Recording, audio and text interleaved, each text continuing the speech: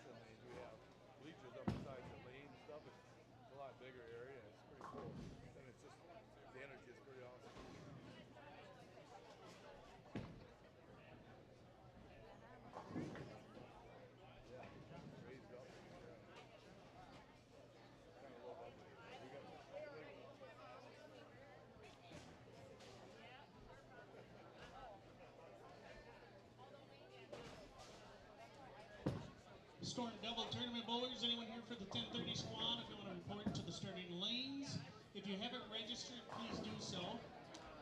I'd like to welcome everybody to the Storm Doubles Tournament, sponsored by BCAW. Today is 4-game format, Baker style. Doubles doubles tournament, you will always bowl in the same lane. You'll pick the left lane, partner picks the right lane, you will always bowl in the same lane. If you have any questions about the format, feel free to ask any one of the volunteers that are walking by. After the completion of the 8 o'clock shift. And welcome back to Rolling Thunder Lanes in Neenah, Wisconsin. It's the continuing coverage of the Wisconsin High School Bowling Championships 2025 edition. Emil Williams Jr., Danielle McEwen of Storm Bowling, and of course ESPN Madison's Jesse Nelson right here with you. We just watched some great singles competition, 2 champions crowned. We look to now crown more, of course, this time in team competition. And team competition is a little bit of a different atmosphere, a little bit of a different environment. The Baker format, of course, will be in play. Jesse, I feel like you love when we get to this team part, and I know you've been itching to get here, and now we are here as we begin with Girls Division II here in just a few minutes. I love the team competition, the energy, the atmosphere, the sprint that this is.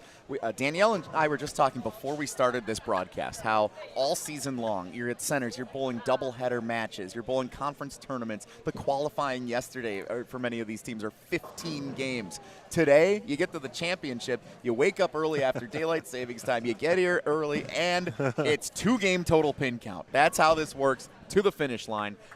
Absolutely incredible how fast this goes, the energy, and how on you need to be right away. I need to go do some announcements, Emil. All right, Jesse Nelson now will introduce the teams. Jesse literally is the trifecta, and those of you who have been watching this for the last, I believe, 11 years for Jesse. Of course, he handles our call with us here in the booth. He essentially is the PA announcer while it's happening, and then he also pre-records announcements that run during the weekend. So my guy does this thing every year, and he loves it. Championship matches after the Girls Division I championship match. After the D1 championship, we'll do our trophy presentations. We begin with Division II. Please welcome the number 2 seed, Watertown.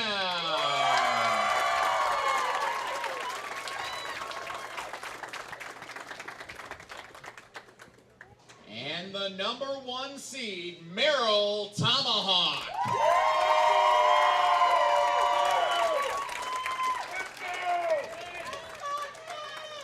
Ladies and gentlemen, it's time to get loud. Let's hear it for all these bowlers. Good luck and good bowling in the state championships.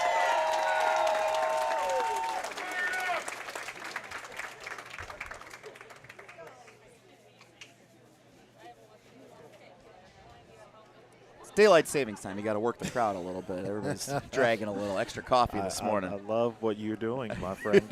You keep that same energy.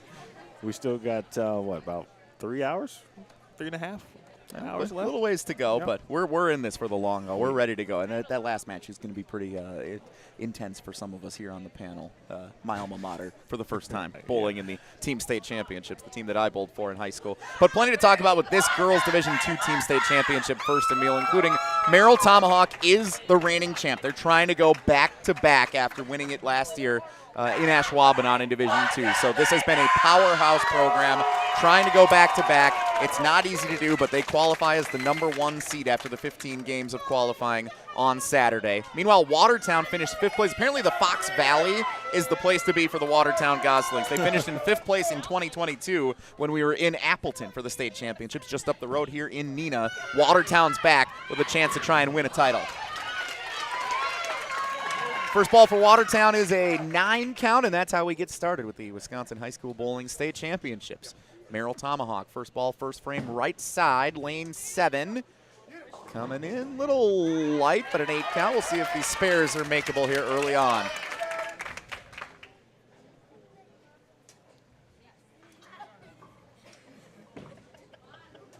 First ball is an open frame for Watertown in frame number 1. Danielle, how does the mindset change for a bowler when you go from the singles competition where you have 30 frames if you're bowling 3 games, 10 frames minimum if you're bowling at least 1 in a stepladder, versus this 2-game total pin count Baker format? You get 4 balls if you're in both games. Absolutely. It's such a different environment in such a fun way. I love bowling team events, especially Baker. Like, you can just really get involved in the team.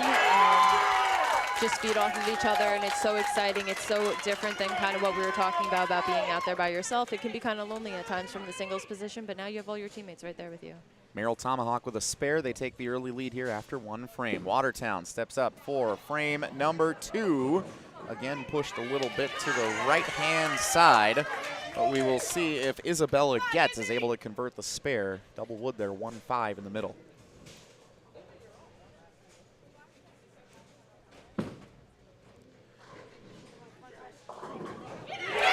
Izzy Scheffler gets all 10 for Merrill Tomahawk, trying to go back-to-back in the state championships. Clean through 2. Can Watertown get its first mark of this match? No. Impressive to get the 5 and not the 1, gotta admit. That is not easy to do, actually. Trick shot, unfortunately not what the Gosling program is looking for here. Open in the first 2 frames. Watertown averaged a 169 as a team all season long, but 184 through qualifying to get to this point. Merrill Tomahawk, on the other hand, they also got hot this weekend, averaging a 165 on the season, but 188 in qualifying this weekend. 23 pins above average for the season when they get to the state tournament. Not bad, Danielle, if you improve by 23 when it matters most. Absolutely. Clean through 2. Makeable spare on the left-hand side for Watertown. Let's see what Bella Kotke can do here on lane 7 for Merrill Tomahawk. Looking for all 10 to double up, and she does just that.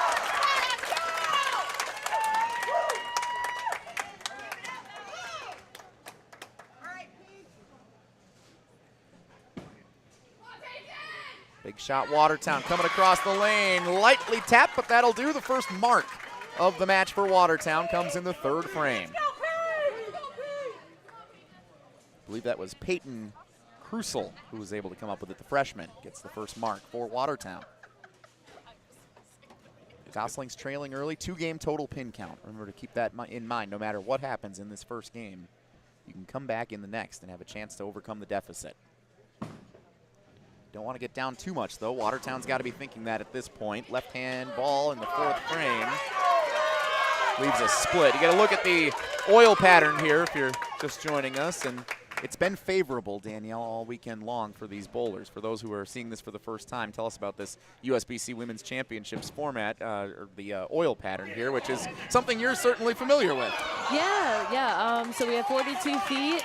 Good amount of oil out there. We're bowling on fresh right now, so they're going to play right around the track pretty straight. I think the most important thing that happens when you're bowling in a team environment, specifically Baker, because you're staying on the same lane, is how you break it down. So, you know, how they approached practice and how they develop the lanes is going to be super important for the second game in particular of this match. Watertown struggling out of the gates here. Megan Prochaska gets nothing on the split in the 4th. And Merrill Tomahawk leaves it open on a single pin spare opportunity in the 4th. So both teams open in the 4th, which means we can correctly compare as Watertown gets a strike in the 5th. 77 in the 4th for Merrill Tomahawk, the reigning champs. They have a 37-pin lead in the 4th frame over Watertown, who has 40. Remember, 2-game total pin count. Doesn't matter how much you win the first game by. Well, it entirely matters, actually, how much you win the first game by. It doesn't matter just win-loss. It's all about the total pin count for the 2 games.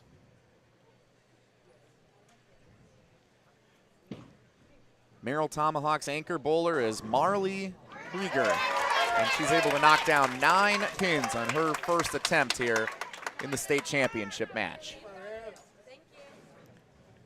You mentioned that point, though, Jesse, just in regards to the format, but you know, every year we always talk about, you know, you want to get onto the best start possible, especially in a 2-game total pin match. It's a sprint in that sense, but we have seen teams make up 40 to 50 pin deficits in game 2. So no matter what happens, the match is not over until literally it's over, especially in game 2. Sometimes it can be the way the oil is broken down. Sometimes it can just be mental. But yes, there's several reasons for why we've seen teams overcome huge deficits in these championship matches and even in the stepladder finals.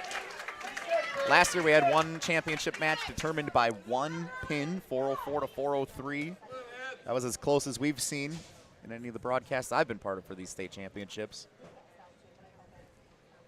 That's a good shot. And that was, by the way, the Merrill Tomahawk team that won 404 to 403 last year over Waukesha North. So they're hoping to build a little more of a lead this time around. I don't know if they want to be biting their nails as much as they did last year, and sweating out that title. It's a good break in the 6th frame. That went from a 2-4-5 to just a 2-pin. And the probability, of course, of making that spare goes up with just a single pin. Comes up high in the 6th frame for Merrill Tomahawk. We're going to have a scoring change here taking place on lane 6 after the spare is shot. So we'll have a temporary pause in the action when the Crack IT team, led by Roger Dalkin, I'm sure, step up to the monitor to correct that with a 9 count in the 6th frame. They may change it or they may not. Oh, they might leave it because it's out of a strike. Correct. Sure, yeah. Doesn't make a difference. So we don't know. Because the spare was made. We'll let Roger flip a coin. Yeah.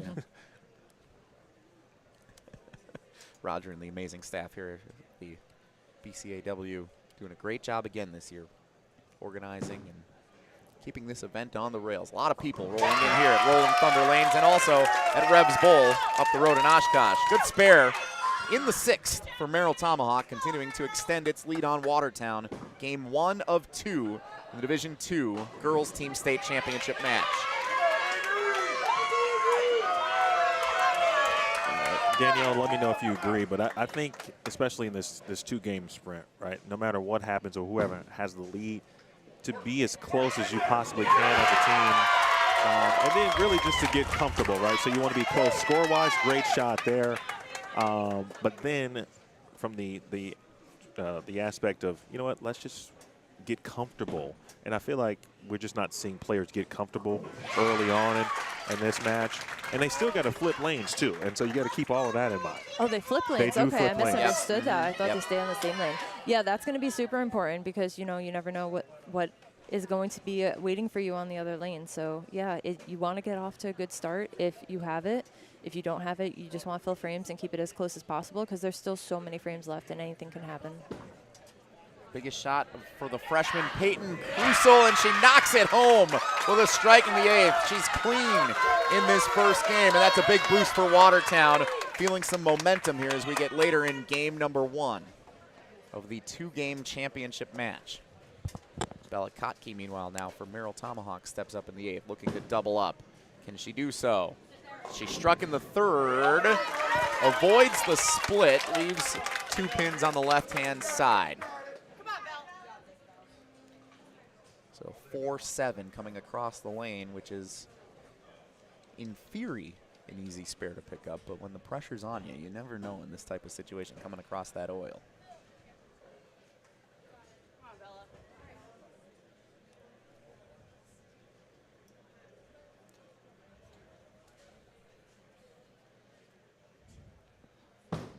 Coming at it. It's in the middle. Going to work its way left, and it does get there. And a smile from Bella Kotke, returning to her teammates, celebrating and high-fiving. Looking like a solid game here for Merrill Tomahawk in game number 1. Can Watertown finish strong?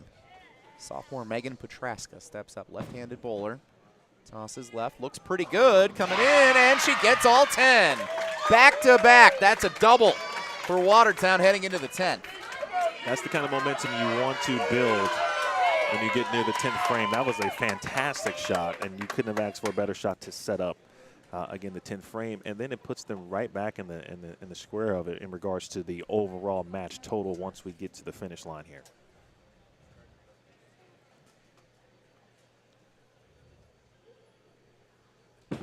Peyton Smith, sophomore, steps up for Merrill Tomahawk, keeps it in the middle of the lane and got one. A strike in the 9th. Not the best ball, but it'll do. Rule number 1, guys. Don't complain about a strike. As long as they fall, just knock them down. I got to tell you, you know, and we've all had the privilege and to be able to bowl team competition. I'll finish that thought here in a second. Molly Lesner is a freshman, the anchor bowler for Watertown. Comes up light here, didn't even hit the head pin. So 4 pins on the right-hand side. Watertown needs a mark here in the 10th to stay close. There's no better feeling, honestly, in team competition when Brooklyn does care. Like, you know, we all feel a certain way about it sometimes, but team competition is no holds barred.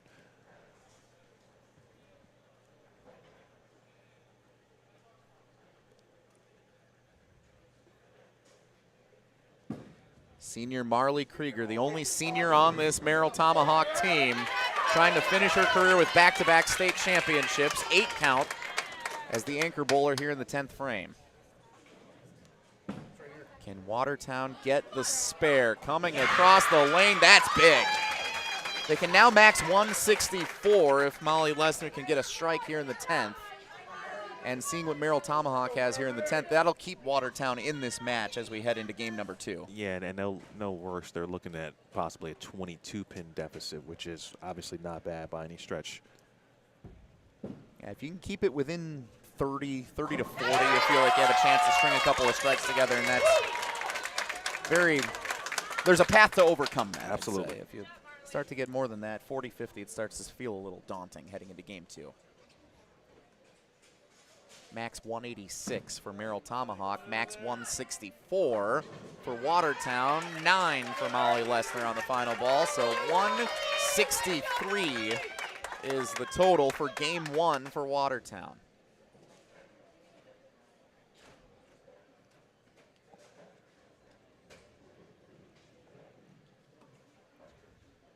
Final ball of game 1 for Merrill Tomahawk. Comes into the pocket a little high. And it's a 184, so a 21-pin difference in favor of Merrill Tomahawk over Watertown as the teams switch lanes, and we get set for game number 2 of the team competition. So Danielle, what would you tell both of these teams if you were in the huddle with them as they get set here for the final match of the championship? Yeah, so, it's a little bit of a different message for both teams. They're both very close, so I wouldn't be comfortable being up, and I wouldn't be defeated being down. It's just going to matter about kind of getting a good read on this new lane, making quick adjustments, making the spares, and keeping the energy up. I think the team that has the most energy and the most confidence going into this stretch of the game is going to really pull away and show the difference. Merrill Tomahawk trying to go back-to-back after winning by 1 pin in the Division II Girls State Championship last year over Waukesha North, 404 to 403, the 2-game total last year. They lead 184-163 here at the turn in this Division II Girls Team State Championship match. Coming up next, it's the Division I Girls Team State Championship between the Indian Trail Shoreland Lutheran Co-op program, we'll call it Kenosha, and Sussex Hamilton, the Chargers from District 1. Sussex Hamilton in the driver's seat. They averaged a 207 through qualifying over the 15 games. Danielle, we're about to, well, as the crowd takes me out of the ball game right there. As the team switch lanes, right, and leadoff bowlers in team competition so important because obviously they're first for many reasons, energy, excitement, fill frames, but they're the first to endure, and certainly in this case, a new lane. What are you looking for if you're in that role and to try to communicate back with the team?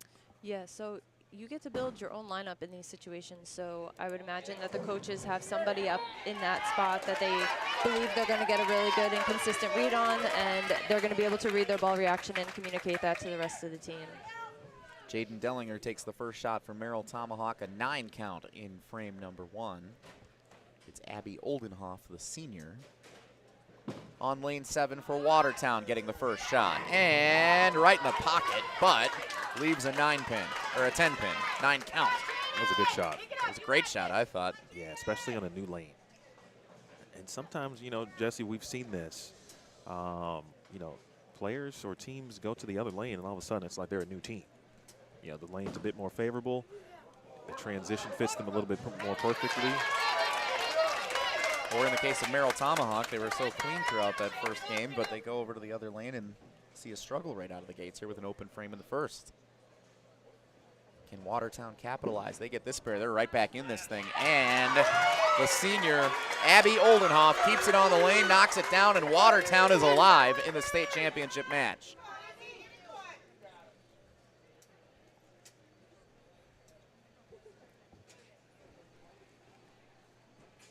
Sophomore Izzy Scheffler looking for a big ball here in the second frame, right into the pocket and knocks them all down. How about that celebration for Izzy? Big one for Merrill Tomahawk trying to repeat as state champions. Isabella Getz pushed a little right. 6 count out of the spare in the first frame for Watertown.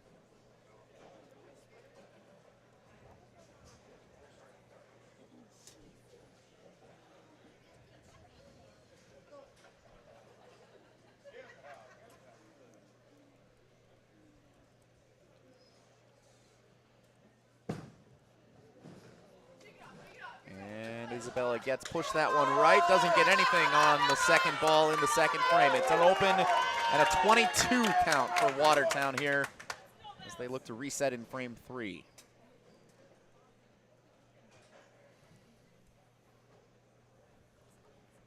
Opportunity for Bella Kotke and Merrill Tomahawk to capitalize on the Watertown open frame with a strike in the second. Fortunate break to get an 8 count.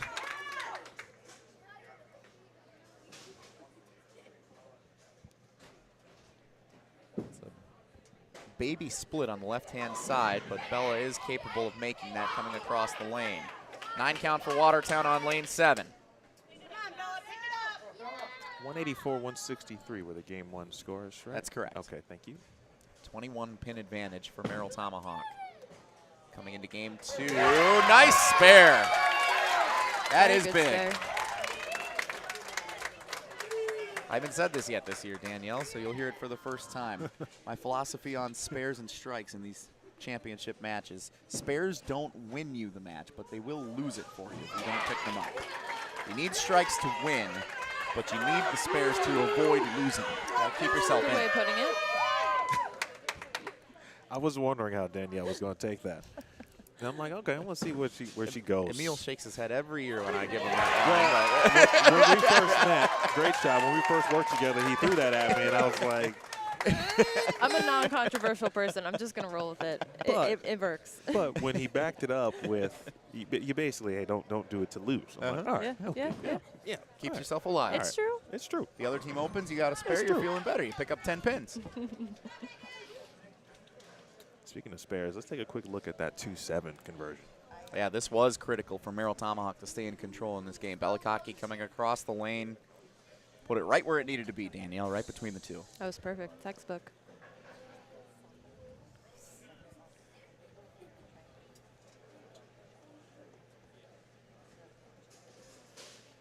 Megan Prochaska needs to get all 3 here to keep Watertown in this, and she goes across with the left hand and gets them. Watertown's alive. Merrill Tomahawk a chance to take control, though, with a strike in the 4th. And the senior Marley Krieger standing here in the 5th.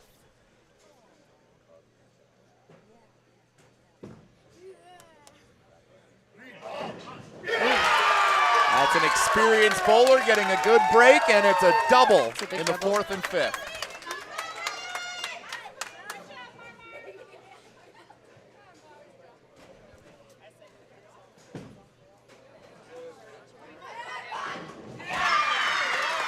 Solid strike for Watertown. Anchor bowler Molly Lesnar in the 5th frame. Keeps the Goslings still in it. All good breaks, trip to 6.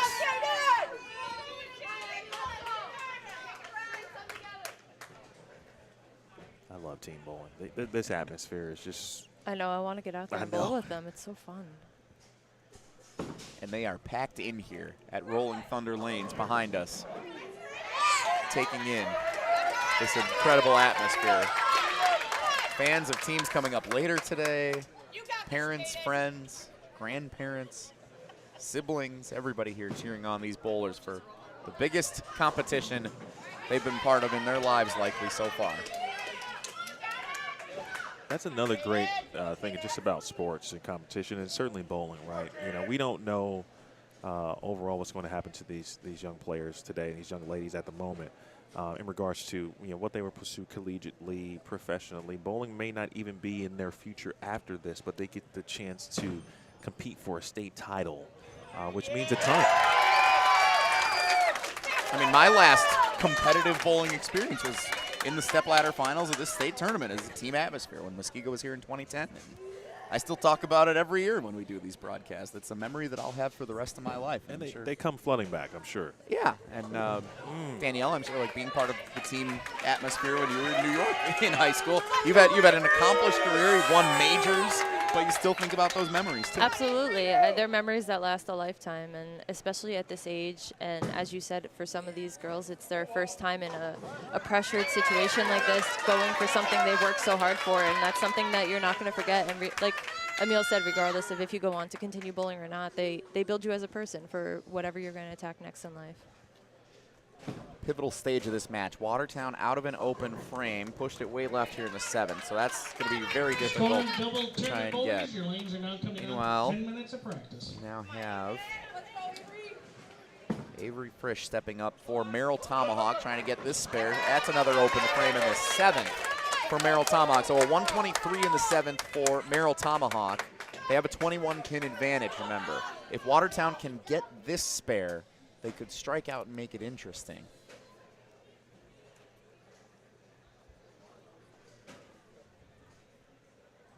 Biggest shot of the match for Watertown. Can they get it?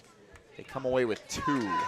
Open in the 7th, and Merrill Tomahawk now in control with about a, what is that, a 29-pin lead here in game 2. If they avoid this thing going off the rails, they're going to be in good shape to go back-to-back as state champions. Belakotki. Well, washout.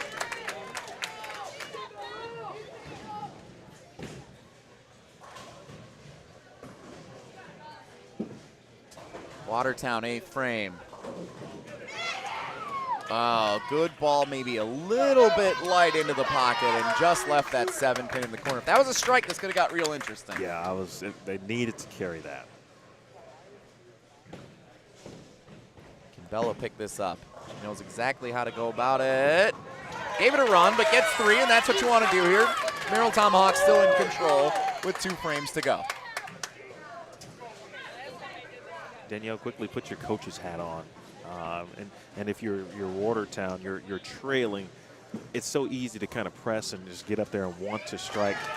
From the coaching perspective, how do you advise the players kind of not to think about the strike portion and trying to get back into it, which is so difficult? Yeah, I mean, it definitely looks like both teams, as we're coming down to the backstretch of this game, you can see the nerves a little bit. Everyone wants this. It's getting a little anxious. So from a coaching perspective. That fell. That fell? Wow. And with that, Merrill Tomahawk's going to win the state championship with a back turn to it in the 9th frame. The pin comes over, knocks it out, and that is a strike for Merrill Tomahawk. They're going to be state champions. Watertown strike in the 9th. I do want to highlight before we celebrate Merrill Tomahawk here, Abby Oldenoff is the only senior on the Watertown program, so her career will be done after this match here today.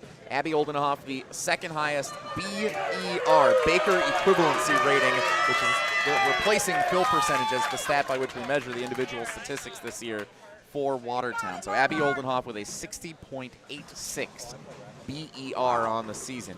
So she is the lone senior who will be moving on from the Watertown program. Everybody else, freshmen and sophomores. Wow. So they get all the way to the state championship match. They have a lot of talent coming back to compete at this level for the next couple of years. It's never a given that they'll be back, so you always want to cherish when you're here. But still a lot to look forward to for many members of this Watertown team. Molly Lesner, Peyton Krusel, Megan Prochaska, Isabella Getz, and Nora Sartler. Freshmen and sophomores who will be back next year outside of Abby Oldenoff. 10th frame strike for Molly Lesner. That's a double. So now the strike in the 9th, the 7th and the 10th. Merrill Tomahawk's still going to be good here. Yeah, there's not enough frames mathematically. Watertown found it, but a little too late. Marley Krieger is the only senior on the Merrill Tomahawk team, and that spare in the 10th is a fitting way for Merrill Tomahawk to celebrate going back-to-back as state champions. It's fitting that the lone senior is the one taking the final ball here to celebrate the victory. Yeah, that's cool to see. Last ball, Molly Lesner keeps it on the lane. Or I'm sorry, she does get one more.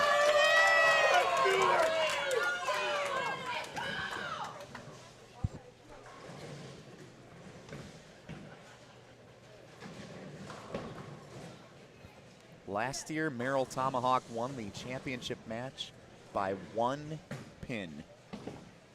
They win it more convincingly this year.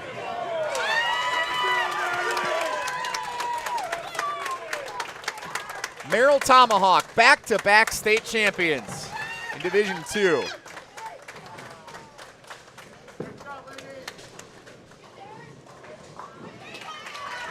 Final ball is a good spare for Watertown's Molly Lesner. to 161 in game 2. Not enough, though. Merrill Tomahawk, your state champs. And they embrace and celebrate right in front of us here. A very special moment for the Merrill Tomahawk squad. The emotions, the tears of joy, celebrating an amazing victory, especially for the senior Marley Krieger. Yeah, 355, 324, the official tally. But here's the shot, folks. And Jesse, I don't even think you got a chance to see the. No, I never really saw well. the pin come all the way back and hit it. No. Watch how. I mean, this is fate right here. So it comes in. It did hit the head pin, so Oh, that yeah. was good. Got a little action there. Where did it even come from? The Yeah. left-hand side? Rolled around. It didn't even Yep. look like the pins were moving that much. It rolled Holy around. cow. It's amazing. How cool. And that's essentially what won it for Merrill Tomahawk. That was the clincher. Oh.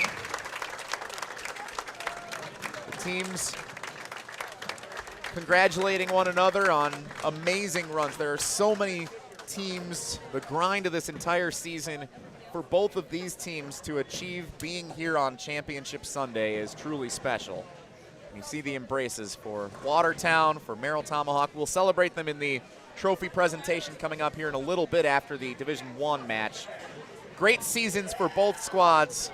Watertown finishes as the state runners-up. Merrill Tomahawk goes out on top. Back-to-back state champions. And Marley Krieger, the senior, the only senior on the Merrill Tomahawk co-op program team, closes his or her career with back-to-back titles. Outstanding performance for Merrill Tomahawk and for Watertown, and now we make the swap.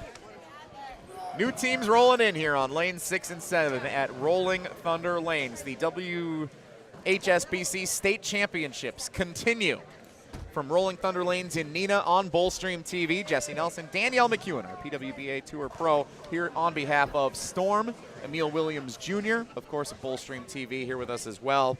My name's Jesse Nelson from ESPN Wisconsin. The Division I Team State Championship for the girls division features two powerhouses, Kenosha Indian Trail, Shoreland Lutheran co-op program. We'll call them Kenosha for the sake of discussion throughout the rest of this broadcast. Season record 10-0. They did not lose this year. Wow. Undefeated champions in District 3A, which is the greater Kenosha-Racine area, which is one of the powerhouse areas in the state of Wisconsin high school bowling. 10-0. They ran the table this year. They averaged a 188 in the regular season, a 195 average throughout qualifying. The number 2 seed defeated the 3 seed Menominee Falls. It's a slugfest last night, 408 to 328 in the stepladder semifinal to advance here to the title match. They have finished third each of the last 2 years at state. So they were in that stepladder last night, the third place match, and they were able to finally get over the hump, Danielle, and win that one. And now they get to compete here on Championship Sunday. What a story. That's awesome. Kenosha competing for the title. Championship Sunday, they go up against the Sussex Hamilton Chargers. 13-1. They did a lot of winning this year themselves. In District 1, first place in that West Division. District 1 is so big they actually have a North, South, East, and West Division in it. Wow. Sussex Hamilton coming in first place in District 1 in the West Division, averaging a 178 on the season, but a 207 throughout the 15 games of qualifying. 3,119 pins go down, and that's good enough to earn the Chargers the number 1 seed here on Championship Sunday. Last year, Sussex Hamilton finished 4th place at state at the Ashwaubenon Bowling Alley, lost 337 to 309 in the stepladder semi to the eventual champion, Sheboygan, who has been on a heater the last couple of years. Surprised to not see that squad back this year on Championship Sunday. So Sussex Hamilton last year, again, couple of tough ones in that stepladder, but both of these teams that have been in the stepladder final before, have recent experience.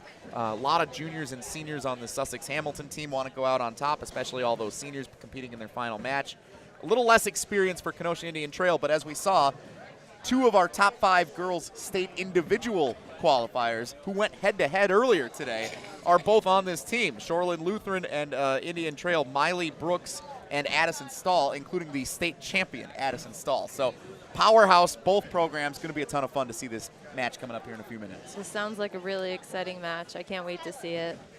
We always look for the storylines that'll make things most compelling as we head into these. And Sussex Hamilton and Kenosha Indian Trail, Shoreland Lutheran, no doubt this will be a heavyweight fight. 10 minutes of practice coming up. You'll be able to watch that here on BowlStreamTV. We will introduce the teams upon the completion of practice. So,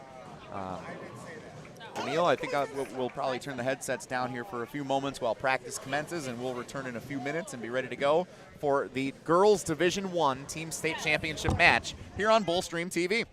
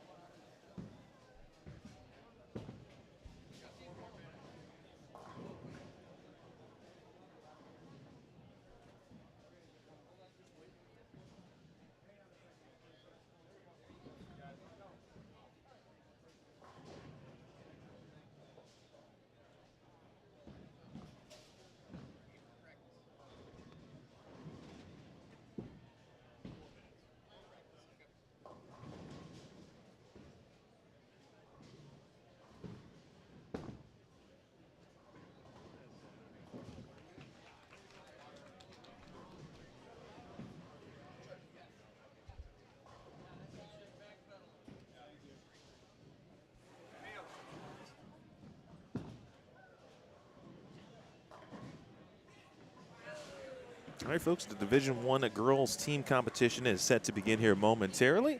Back with you here, Emil Williams Jr., Jesse Nelson, and Danielle McEwen of Storm Nation. Danielle, are we at 10? 10 titles? How many titles? We are at 9. 9. I hope you're predicting the future. I though, am and that predicting comes soon. To be honest, I am predicting good things this year. I won't share all of my teased moments, the things that I'm thinking of for the tour season. So when people ask the questions on, the player of the year and all that kind of stuff, I have some answers already in mind. Speaking of that, in regards to being a 9-time professional champion, and we've hinted on it a little bit, your journey. You didn't just wake up, or you did, because when you were born, you were named Danielle McEwen, but you didn't become Danielle McEwen, the professional, overnight. That was a process of which you put in a lot of work and are still doing. From that perspective, describe kind of where you are now in your career. How do you feel about where you are, especially considering where you began at the high school level onto collegiate, and then, of course, the professional world, which also has its own ups and downs. Absolutely. Yeah, being here this weekend really makes you kind of reflect on those moments, right? This is where my career began. I didn't know it was going to be a career at the time. I was just bowling in high school, and it was just a series of, little stepping stones from as little as I didn't want to be the worst one on my team to wanting to be able to anchor my team, wanting to have high average in my section and compete at states, and it just kind of went on and on from there, and it has led me to where I am today. And I've had so many amazing opportunities and adventures that the bowling world has given me, friendships all over the world, experiences I never could have imagined, and it all started literally right here with what we're watching in these girls' shoes. So it's really cool to sit here and watch, and who knows where the future of all these girls will go. And, maybe down the road they'll be sitting here one day commentating on the next generation of high school bowlers. And Jesse, you've seen a lot of these next generation of bowlers. This is year number 11? Year 11 that I've been able to be part of this. And I guess if you count the 2 years I actually bowled in the event, That's it's right. year 13. That should count. 11 straight that I've been part of the broadcast here with BowlStreamTV. And yes, it's so much fun to see the atmosphere every single year and people experiencing it for the first time. Like, we've been here for a decade. Like, I get to come back and see how this all takes place. But for Danielle to see this for the first time, for the parents, for the athletes to experience this all for the first time. If it's your first trip here, sometimes you bowl and you just don't qualify for state for a few different years, and then you finally make it. You get over the hump. You get to the state tournament by qualifying out of your conference tournament at the end of the season, and the experience of getting to go to the hotel and travel up with your team and go out to dinner with the parents and hang out by the pool and come here in the morning and wait around and see if you qualified for the stepladder. Like, it's a truly remarkable, one-of-a-kind experience. There is nothing like this weekend. No, you don't have to sell me, man. But I'm ready to go. I'm ready to go. Well, what if I sold you on this next match here for the girls? Let's do it. Division I Team State Championship, Sussex-Hamilton versus Kenosha. The top 3 state girls individual finishers are bowling in this match.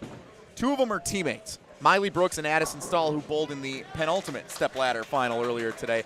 Elizabeth Vanderhei of McGuanago was part of the co-op program here for Sussex-Hamilton. She finished second as the runner-up, and she's bowling for the Sussex-Hamilton squad. The top 3 girls individual bowlers are competing in this team title today.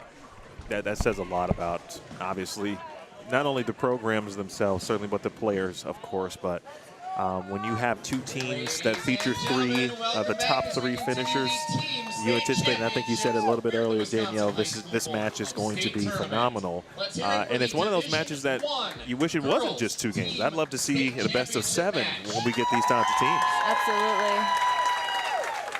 Jesse Nelson with your match announcements. The number 2 seed, Kenosha Indian Trail, Shoreland Lutheran.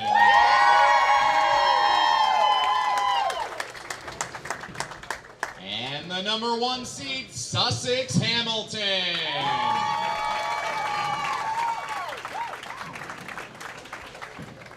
Let's get loud. One more round of applause. Good luck and good bowling to the Division I Girls Team State Championship match.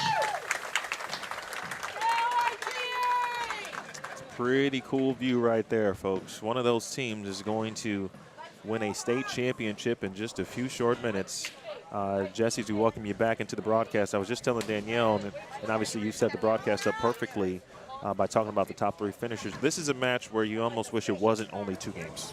Yeah, we could watch 9 of these. Correct. Yes, no doubt. We could do a more traditional best-of-5 format like they do throughout the regular season of this match. Yes, this is powerhouses. Powerhouse against powerhouse. This is going to be an awesome 2-game sprint to watch, because it's not just those superstars who were involved in the singles state finals earlier today that are going to carry these teams. Autumn Vodka is part of this team as a junior. She has the best BER, Baker equality rate, of anyone on Sussex Hamilton with 67.06. That's 3 better than Elizabeth Vanderhey at 64.6, and she was finishing 2nd in the state singles championships earlier today. So it's really awesome to see how all these bowlers are going to compete and be part of this team atmosphere and this team game to win 20 frames to the finish line. I think one thing that, and I've learned a lot of in regards to like co-ops and how schools have been able to bond kind of together, and players from different schools bowl on the team. I think that's more of one of the underrated aspects of this as we watch the opening shot. First shot is a 9 count over on lane 8 for the Kenosha team here. We're going to refer to them as Kenosha throughout the course of the broadcast. We'll refer to Sussex Hamilton throughout the course of the broadcast. Sussex Hamilton is actually a combination of 3 different programs: Sussex Hamilton, Pewaukee, and Mugwanago, all combining for this co-op program. And you're right, Emil, like, there's friends that are able to get to know each other by bowling as part of a team that you don't even go to school with these people, right? But And you so get to meet them this way. It's hard sometimes maybe to build chemistry, and those are the things that obviously grow over the course of a full season. And then you see the kind of the fruits of your labor and what they've been working so hard for right here at the state championship. Well, I want to tell you the one thing that I noticed about these 2 teams as soon as they came over, as we're talking about team chemistry, is that they definitely have it. Like, when I think back over all my team bowling experiences, I don't necessarily remember what happened on the lanes, but I remember what happened behind the scenes. These girls getting together, braiding their hair, the other team having the sparkles in their hair. Coach has sparkles in his hair down there. They definitely have a lot of off-the-lanes bonding and really fun memories that they can bring out on the lanes with them. We do have a dyed beard in addition to the sparkles in the hair for the Sussex Hamilton coaches. So usually you hear, like, in Muskego, the track team, when they would qualify for state, they'd dye their hair blonde. Some people shave it, whatever. Everybody has something. I've never seen the coaches actually get in on it more than the athletes involved. But that's the case for the Sussex Hamilton squad.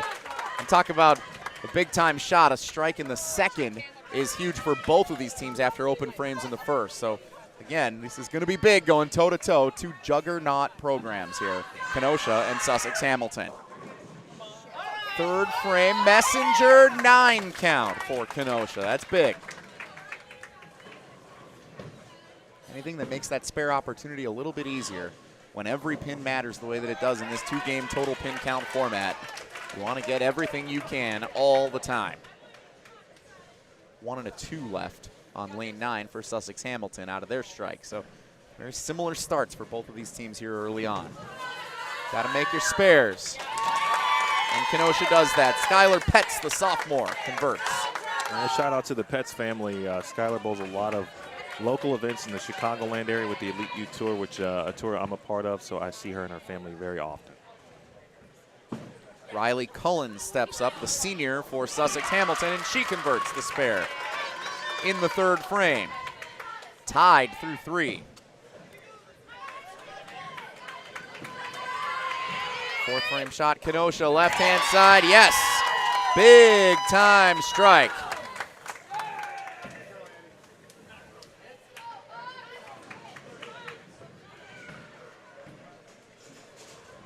And just for, this is hilarious. That was Addison Stahl, who's the singles champion. She's bowling in the 4th position for her team. That's how good they are. Says a lot. That's how good this team is. They have Miley Brooks coming up here to bowl anchored in the 5th and 10th, and she finished 3rd in the state singles competition as a senior. That's where this Kenosha team is at, loaded. 7 count for Sussex Hamilton in the 4th.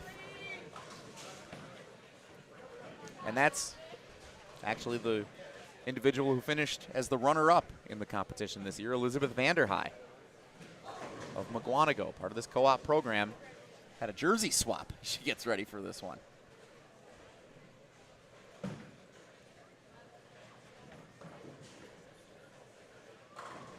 Vanderhey High taking home $400.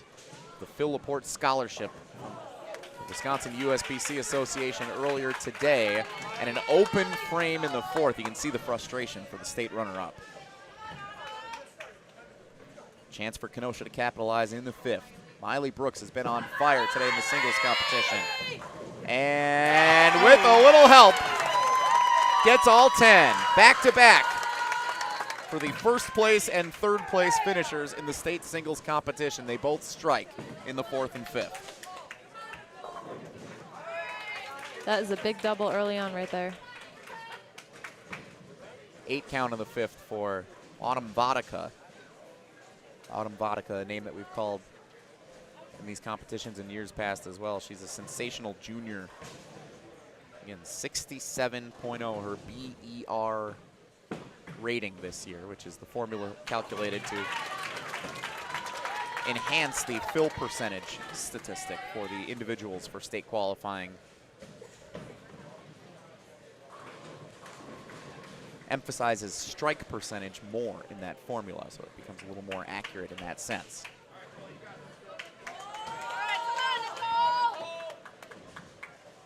Nicole Weber steps up in frame number 6 for Kenosha, working off a double in the fourth and fifth.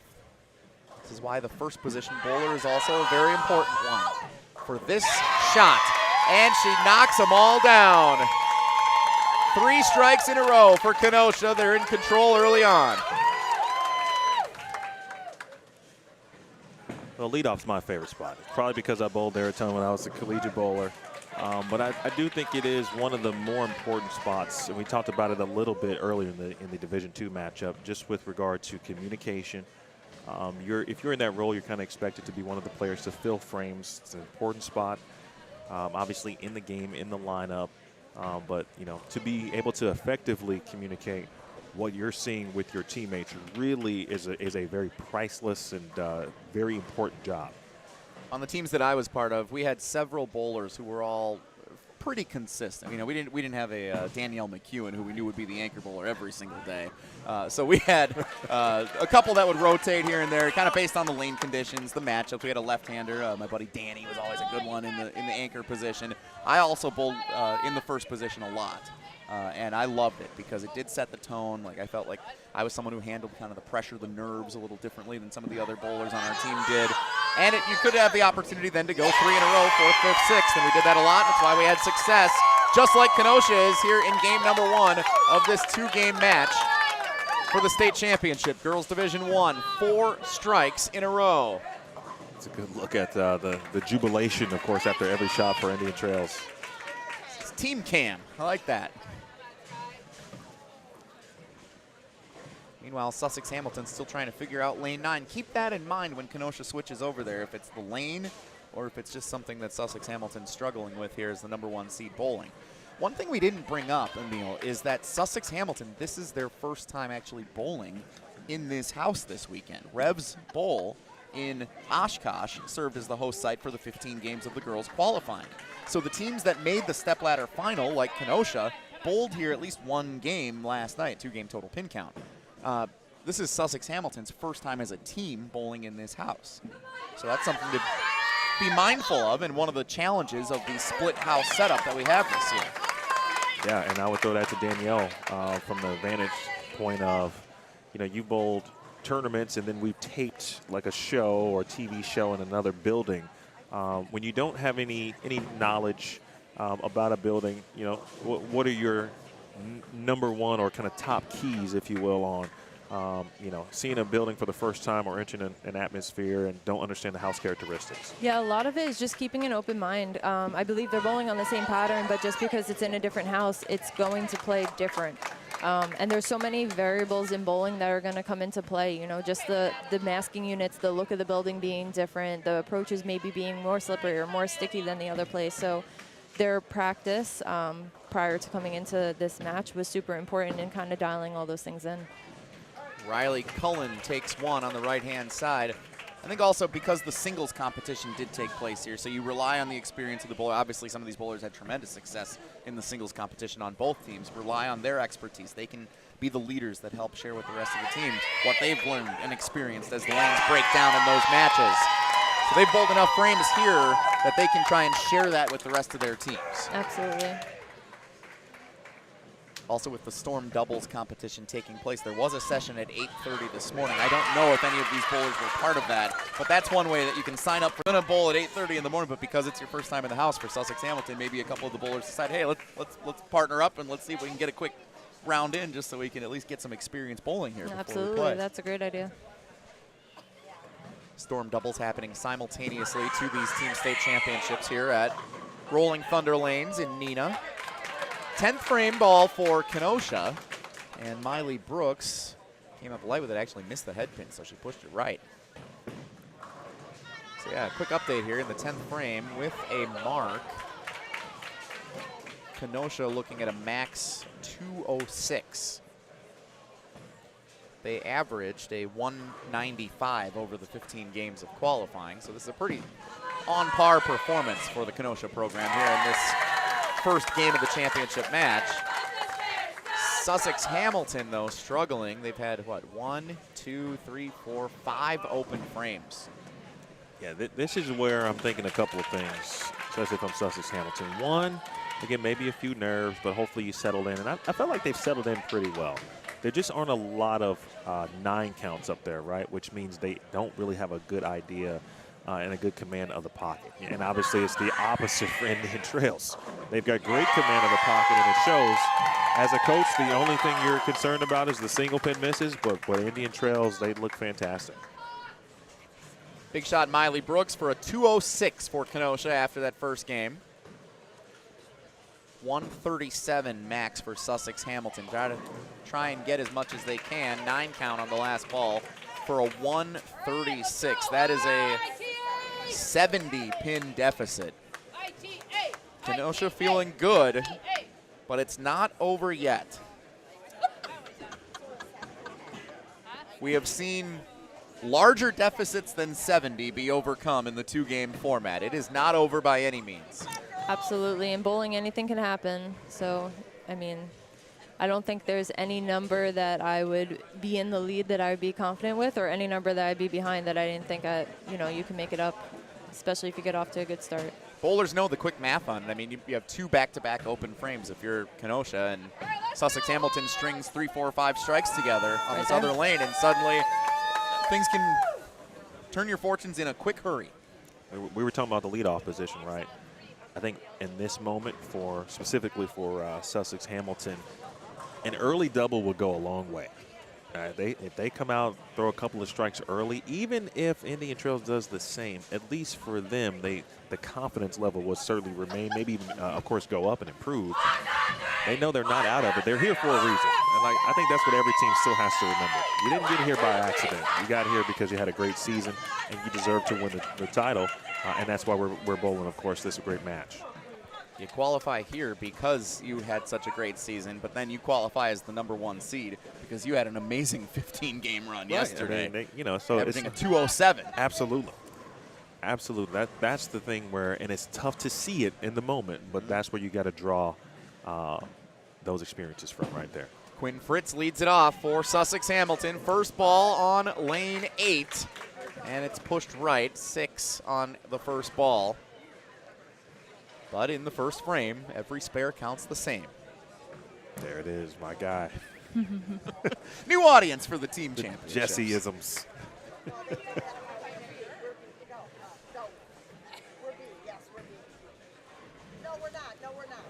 Neenah Wennerholm, it looks like, will be the first bowler for Kenosha over on lane 9 as she waits to get up on the approach. Looks like there's a temporary stoppage here, so the IT pro that he is, Roger Dalkin, steps in to address the scoring situation.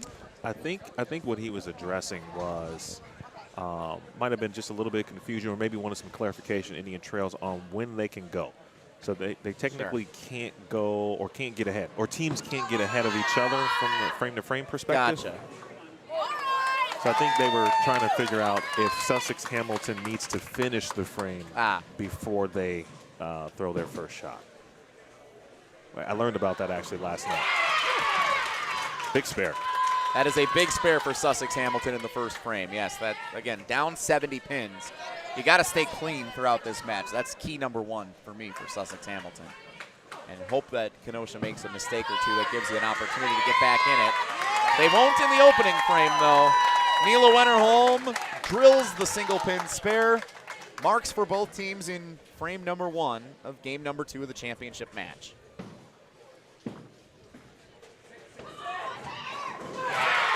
Uh-oh. Uh-oh. There's a strike for Sussex Hamilton. Don't let the Chargers get hot.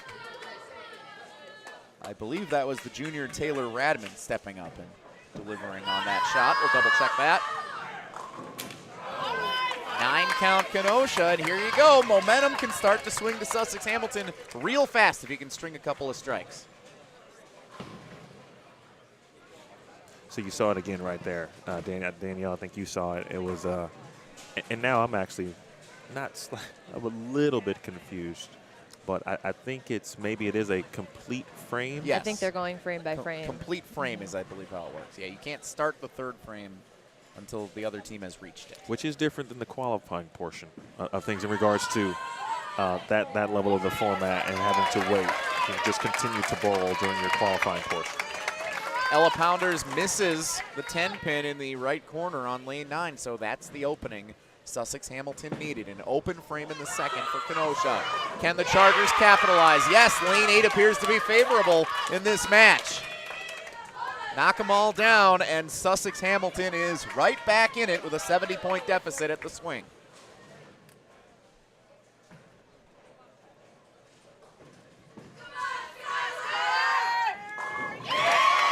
Big shot, Skylar Petts, all 10. Super sophomore, bouncing back. Kenosha, Indian Trail. Danielle, when you get to a pair, and I'm thinking, of course, on tour, and you get to a pair of lanes and you're making the switch or the move during a qualifying block and you know the pair is higher scoring, does that give you a little bit of additional sense of confidence knowing that there's already high scores being dropped on that pair, or is it still just you got to do the work? Yeah, I will say the opposite. If you go to a pair and they're really low scores, there's like that little sense of panic. But seeing high scores, I mean, I don't just assume I'm going to shoot high scores because it's there. I keep it in the back of my mind, so I know I'm looking for a really good ball reaction because I know it's possible. But it by no means you're just going to walk out there and it's going to happen. We know how bowling works. Like, just because it worked for somebody doesn't mean it's going to work for you. Right. So you still have to figure out the puzzle and put it all together. I asked that question just on the, I was wondering as Indian Trails was performing well on this lane, is it the lane, and can Sussex Hamilton maybe able to capitalize just on what could be a favorable lane? Mm-hmm. Elizabeth Vanderhei comes up with an open frame, as does Addison Stahl.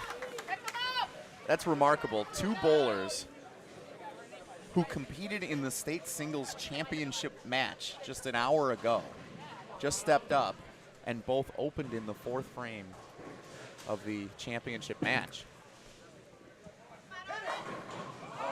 Good shot. That's Autumn Vodka stepping up and knocking down 9, left the 10 pin in the right-hand corner. Elizabeth Vanderhei a little frustrated with how her ball had gone in the 4th. Big strike for Miley Brooks, the anchor bowler, finished 3rd in the state singles championship for Kenosha Indian Trail. So a strike in the 5th, and now it's the home stretch in game number 2. 70 pin deficit for Sussex Hamilton. That's a lot to overcome. They mark in the 5th, but with a strike in the 5th for Kenosha Indian Trail, it does appear like Indian Trail is going to be in good shape. Real quick, who is our anchor player for Sussex Hamilton? That's Autumn Vodka. I just want to give Autumn some credit because that was a textbook 10-pin conversion from start to finish. Outstanding shot, yep. Quinn Fritz with 9.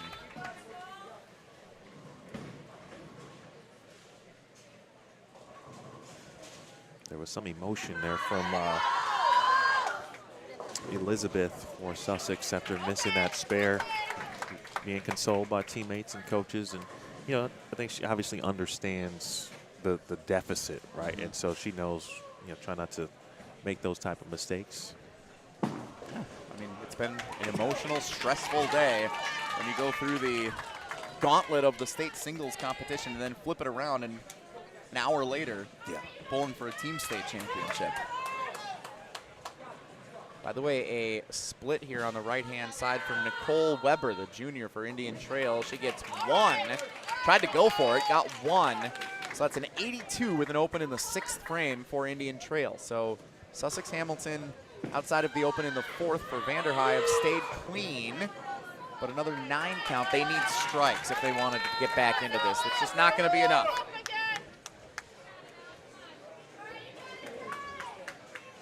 At this point, they would need to strike the rest of the way and need a ton of breaks from Indian Trail. It's starting to look like that deficit is insurmountable. Ella Pounders, junior, Indian Trail. Fires one high on the head pin. Got 8 out of it, though, which is a good break for Indian Trail. Spare in the 7th for Sussex Hamilton. First place, District 1's West Division. 13-1 overall record this year. Team averaged a 178 on the season, all the way up to a 207 in the 15 games of qualifying, nearly 30 pins better than their season average over the 15 games yesterday. How exciting. That must have been a fun day. And it's always fun when you don't have to worry about coming back and bowling in the step ladder at night. We're through to Sunday. Absolutely. Great season for Sussex Hamilton. Just a reminder of the scoreboard, bottom right of your screen. Again, there are the Game 1 scores and the deficit. Riley Cullen, strike for Sussex Hamilton. Good ball by Riley. Senior throwing her final ball. Several seniors on this Sussex Hamilton squad. Elizabeth Vanderhei stepping up here in the 9th. Quinn Fritz, Riley Cullen, Ava Eklund, all seniors competing in their final competition here today. Miley Brooks is the only senior for Indian Trail. So she'll go out with a heck of a day in the singles competition, finishing 3rd and likely helping her team achieve a state title here in the team competition. Everybody else for Indian Trail is going to be back next year. Watch out. Skylar Petts could be the future of this program, too. That's a good spare, and it was a big spare. And I know on the surface it may not seem like it, but there was still a path for Sussex Hamilton. It will require, of course, them striking out, and the magic number for Indian Trail would be 152. Great ball for Elizabeth Vanderhei, and that's the way she wants to go out. A big strike, culminating a decorated career and a fantastic weekend and season for Elizabeth Vanderhei. 2nd place, state runner-up in the singles competition, and going to be the runner-up here for the team competition, it looks like also. I guess if Hamilton can strike out here in the 10th, you never know. It's not all the way over yet. 7 pin is a tricky spare to pick up here in the 9th for Indian Trail, so you got to come across the lane. They just got to make spares for Indian Trail. They fill frames, they're going to win.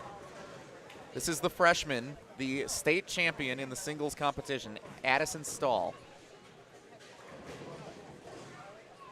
Biggest shot for Indian Trail so far. Can she get it to come across? Oh. Not by much, but just enough. And you can see the exasperation. She got it. Okay. Big sigh of relief. Okay, so played it close. Here's the situation, right? So 10th frame here. If Sussex Hamilton can double, it's going to force Indian Trail to be very good in the 10th frame. There's one. And there's one for Autumn Vodka. 97 strikes on the season behind only Elizabeth Vanderhei, who had 99 on this team. They strike a lot. Strike here will go a long way. And Miley Brooks gets it. The power of having 2 singles qualifiers that finished 1st and 3rd respectively in the 4th and 5th position. Miley Brooks with a huge strike in the 10th frame for Indian Trail. Yep, and now no matter what happens, Indian Trail just has to keep it on the lane. They just need a couple of pins. Autumn Vodka tried to get them all 10 again. Yes, she did. She's got a good line there. It looks like it shouldn't be, but it's working for her. This is another good lesson in, again, always fighting to the end. Yes, it's never over until it's over. It was very cool to see this team figure out this match and fight back and string some strikes together. Miley Brooks, how about all 10? And that'll do. Indian Trail, the Division I Girls Team State Champions in 2025. Powerhouses going toe-to-toe in this match, and it came down to the final frame. All it takes is just a little bit of momentum in our sport. Autumn Vodka trying to finish strong for good measure. Why not get all 3? 5 in a row to close it out. Sussex Hamilton gave Kenosha Indian Trail a run. How about that turnaround? Nearly 100 pins better in the second game. They improved by 85 from a 136 to a 221. But all 3 in the end, a 170 will do. Indian Trail wins the state championship. And the celebration is on for the fans behind us, for the bowlers down on the lanes. After finishing 3rd each of the last 2 seasons at state, Indian Trail gets over the hump and wins the state title.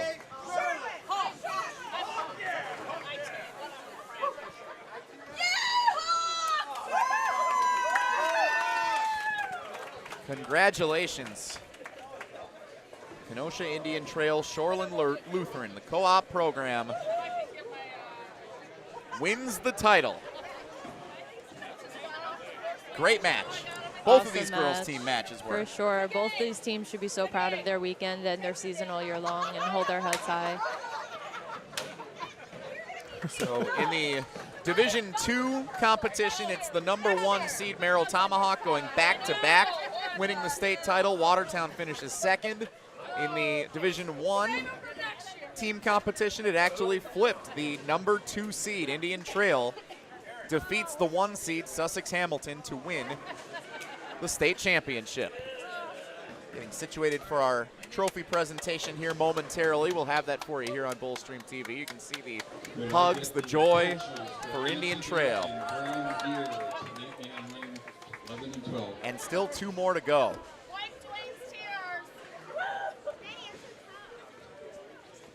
Awesome day of competition here at Rolling Thunder Lanes in Neenah for the 2025 Wisconsin High School Bowling State Championships.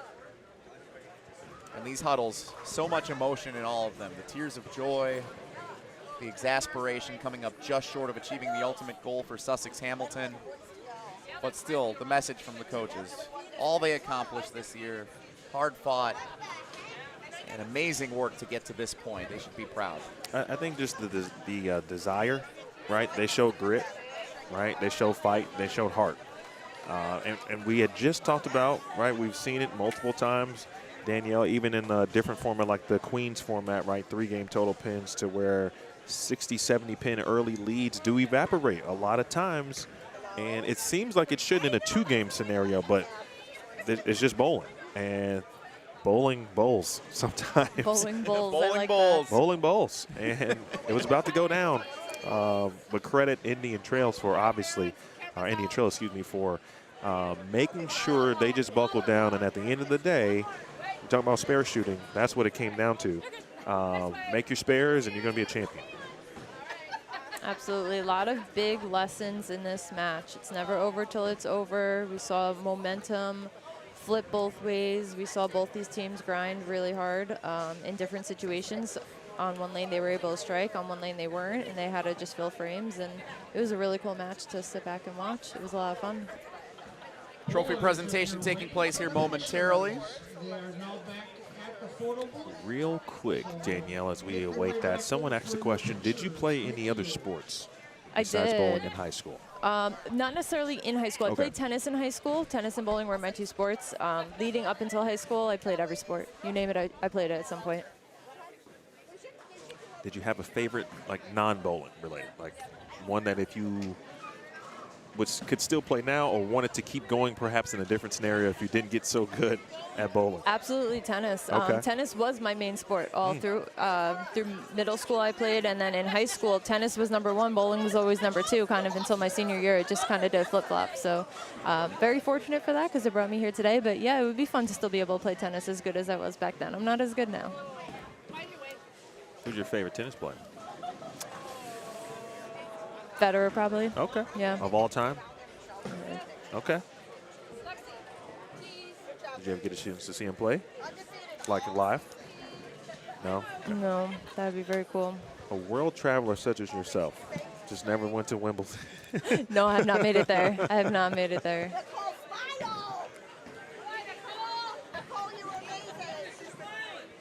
Oh. You got coaches tearing up, of course, players tearing up.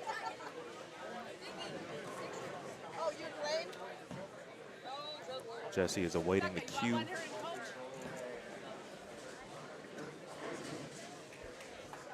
Hey, coach. All right, Jesse Nelson.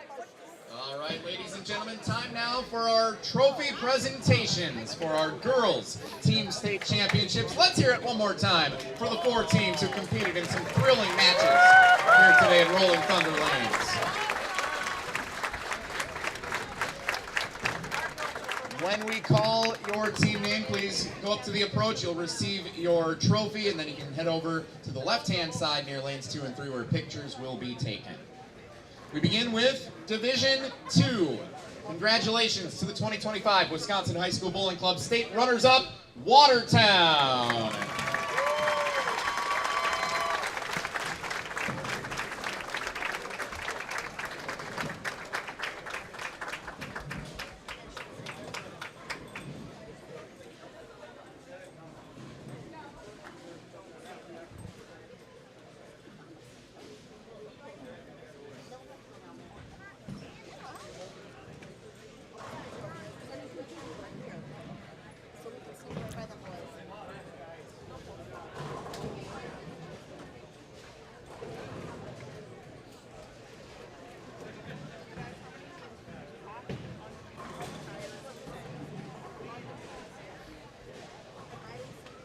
Once more, let's hear it for the Goslings of Watertown.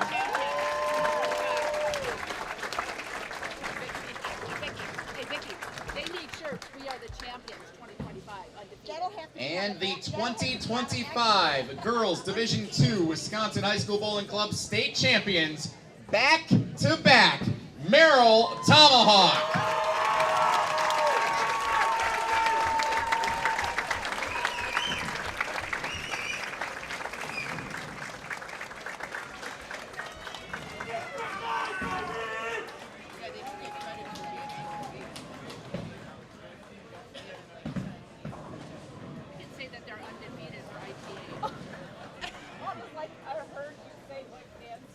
Some of our parents behind us for, I think, for Indian Trail already putting shirt ideas together.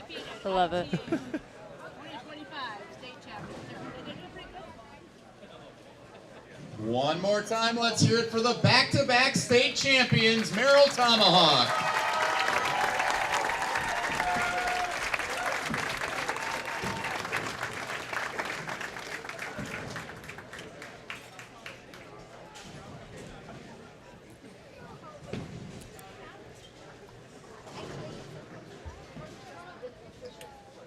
And now in Division 1, congratulations to the 2025 Wisconsin High School Bowling Club Division 1 Girls Team State runners-up, Sussex Hamilton.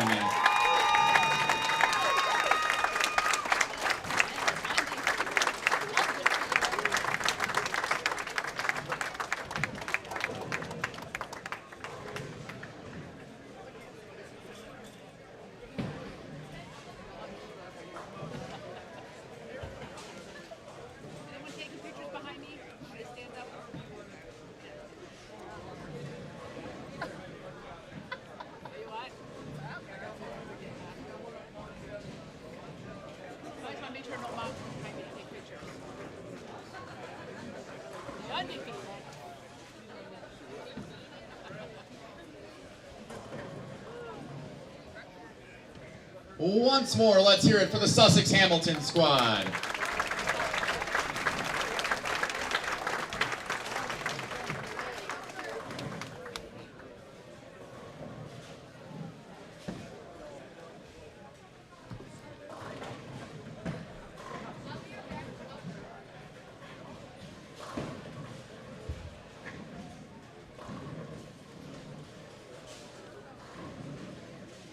And ladies and gentlemen, congratulations to the 2025 Wisconsin High School Bowling Club Girls Division I State Champions, Kenosha Indian Trail, Shoreland Lutheran.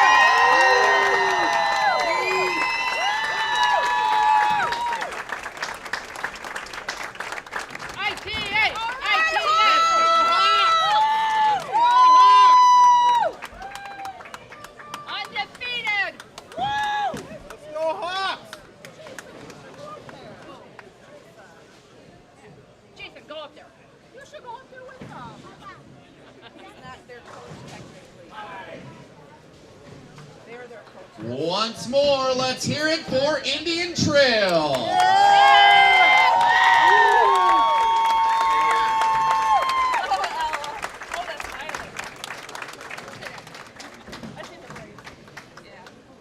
A reminder, ladies and gentlemen, that today's high school bowling state championships are available to watch back on demand on BowlStreamTV. You can subscribe to the BowlStreamTV YouTube channel to go back and watch today's thrilling action.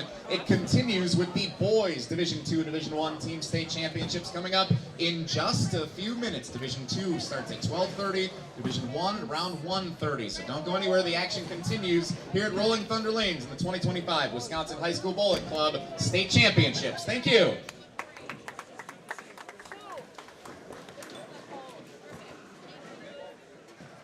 All right, we welcome Jesse Nelson back in to put a bow on what we saw here in our Girls Division II and Girls Division I. Both exciting matches, as we certainly expected. And neither match disappointed, especially with the potential comeback that Sussex Hamilton almost made and completed from that regard as well. Fantastic stuff. Emil, I think when you talk about a high school state championship, or any sport for that matter, it's awesome when you have an underdog story and you have something like a Cinderella versus a powerhouse, but also it's great when you get the best of the best that go toe-to-toe for a title.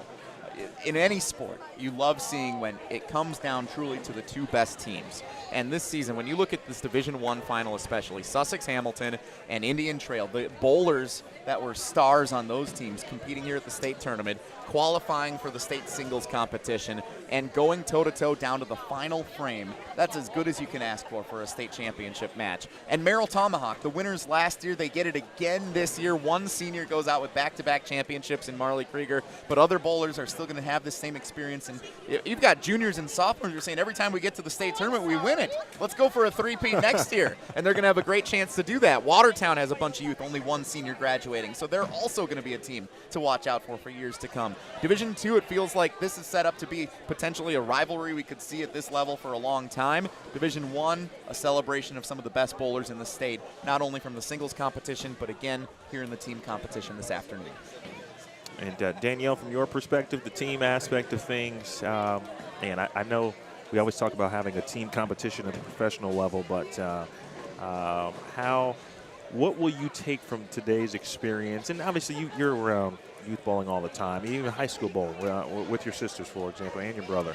But what will you take away from this experience that maybe even somehow help you in a random occurrence in the future? Yeah, I mean, being here and just watching this, being so close to all the action, I honestly want to hurdle the counter and just get down there and like high-five them as they were coming off the approach. But it's just such a breath of fresh air to see these girls that have worked so hard to get to this point and are going after their dreams and accomplishing them. It's inspiring to see. It's encouraging. So it's definitely something, positive energy, that I'm going to take forward into my training for tour. And I'm really happy I was able to be here and experience this. And I'm invested now. I hope I can be here next year because I want to see these girls grow and improve and what they look like a year from now.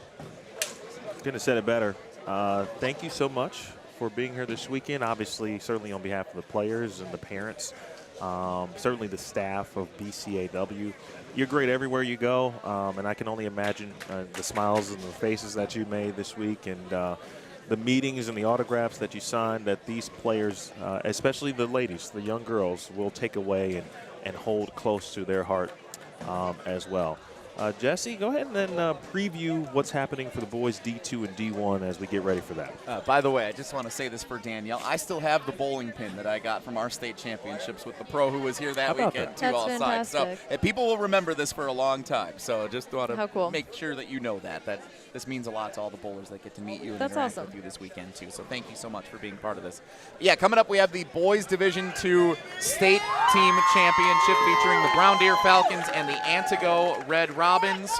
Antigo has finished as the state runner-up each of the last 2 years. So they're going to try and get over the hump, avoid falling in this championship match today. Antigo, the number 3 seed, earned their way in. They take on a great Brown Deer squad, finished District 1 North Division first place, 13-1. That is a loaded squad, going to be a fun matchup in Division 2.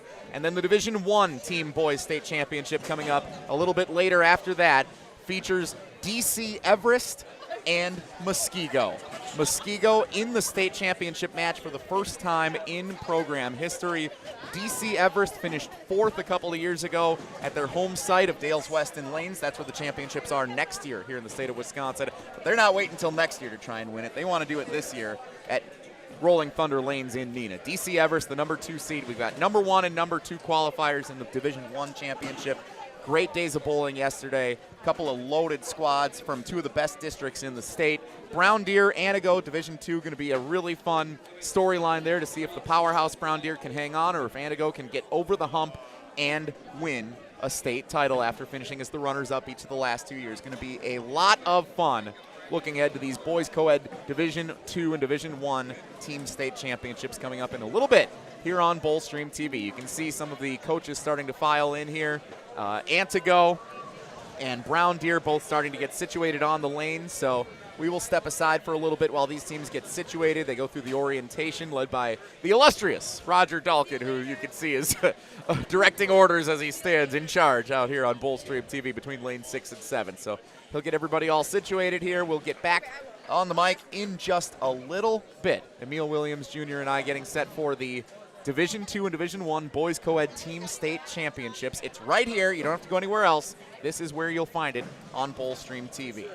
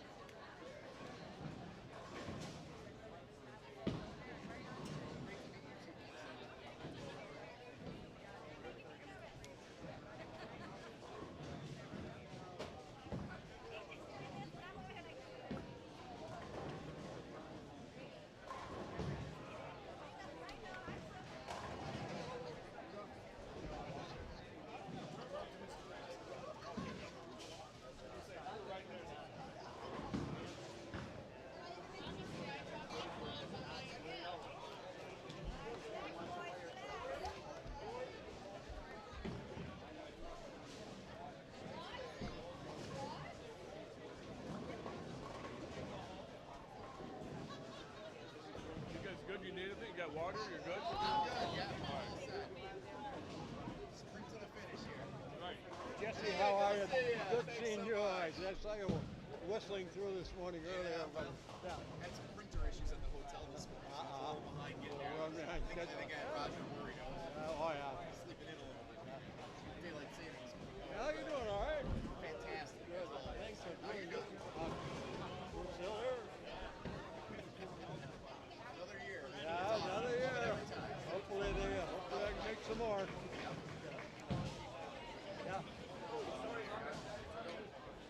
Yeah. Like, okay. How many years you been doing this now? 11. My 11th year here. Last year was 10. Pretty crazy. Well, that time goes on.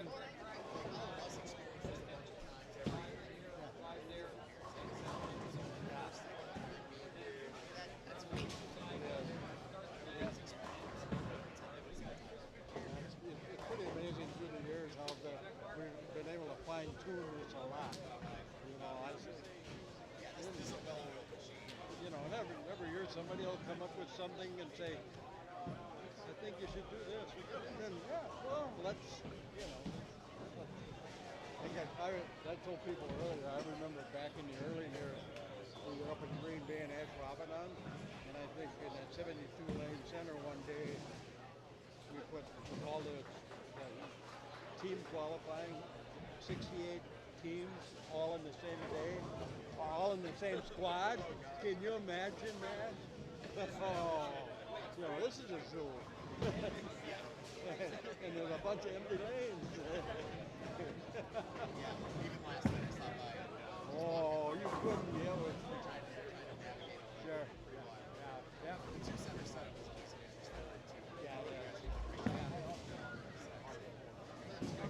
and that takes the pressure off of someone if you've got two centers. Our big next year up at Dale's, Wausau, that's. Yeah.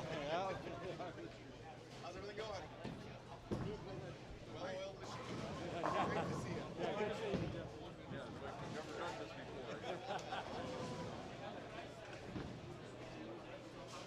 We were just talking about how it's so cool. We said this on the podcast too, how people come and this is new for everybody except all of us who are here. We got through 11 years now. A lot of you guys have been around a lot longer than that.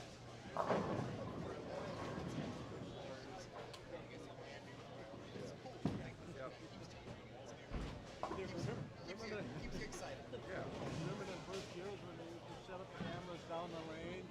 Yep. I remember you used to do the scoring on Oh, a big, yeah, the hand on a big, scoring, big you hand scored on the side, and then they would put the camera on there to see the score. If I was left-handed, I could be out of the way. Yeah. Yep. You did the big white paper on the sidewall, you know. And I think one year up in Appleton, I remember one of the cameramen just all of a sudden flopped over down on the side.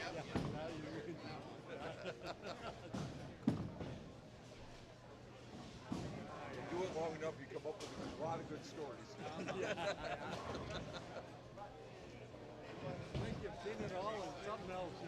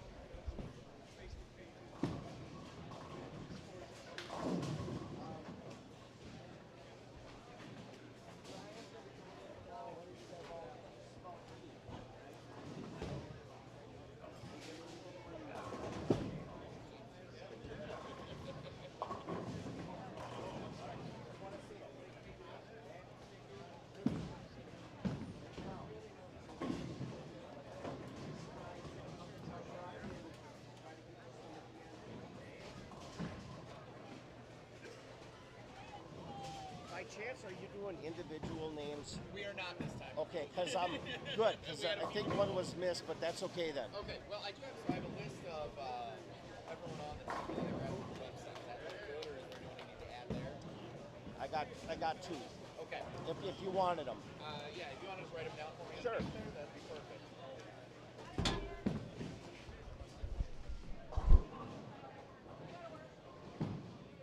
One of these years we might get phonetic pronunciations in that guide, so everyone doesn't get so mad at me during those announcements. But until then.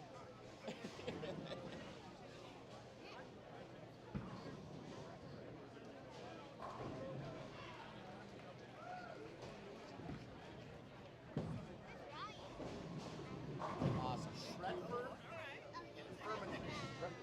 Firminick. Okay. Thank you. Corbin, You have it right. There's Thiessen, Rickard, Tyson. Oh, Tyson. This is why we do this. Moss instead of mouse. Moss. Yep. Makes more sense. MOSS. Johnny Lewis. Raslowitz. We've had. Shredford. Yep. And Okay. Firminick. Great. Thank you so much. Appreciate it. Our pleasure.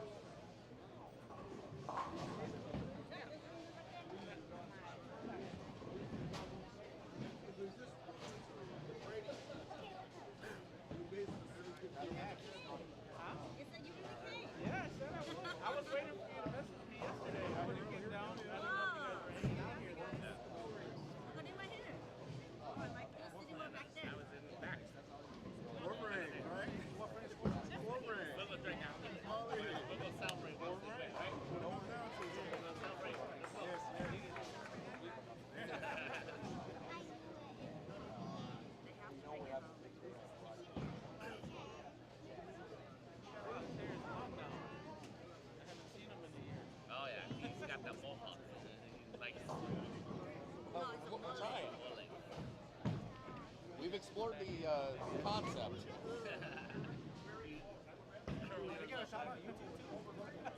What's that? I think I get a shout out on YouTube. $5 for if I start charging shout outs on the broadcast by the end of the day. Yeah, I'm not above making a buck.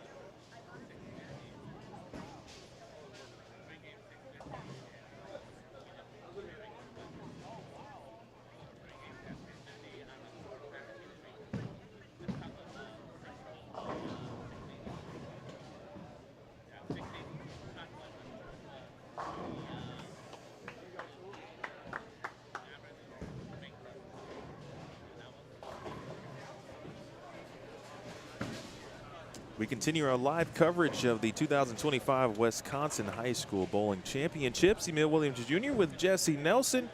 And, of course, we were joined by Danielle McEwen. And shout out to D-Mac.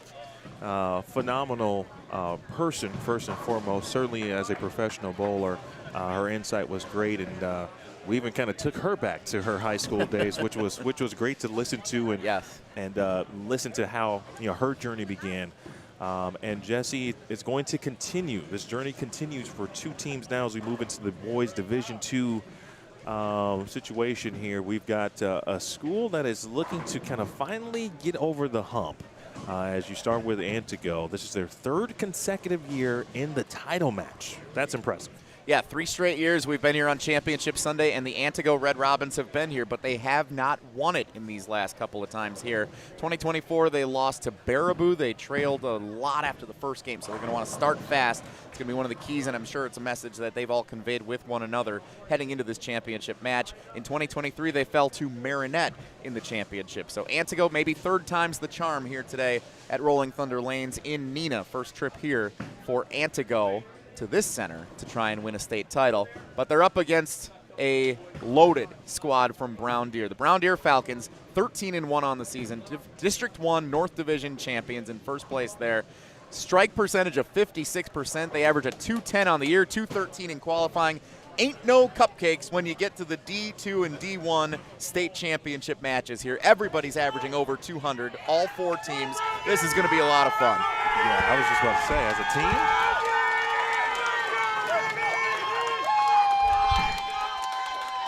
ladies and gentlemen, it's time to get loud. Welcome back for the Wisconsin High School Bowling Club State Championships, the Division II Boys Co-ed Team State Championship match. Please welcome the number 3 seed, Antigo.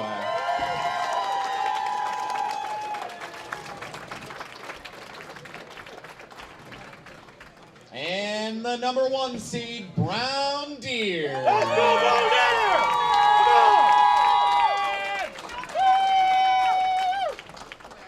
One more time, let's hear it for both of the teams competing in the Division II Team State Championship.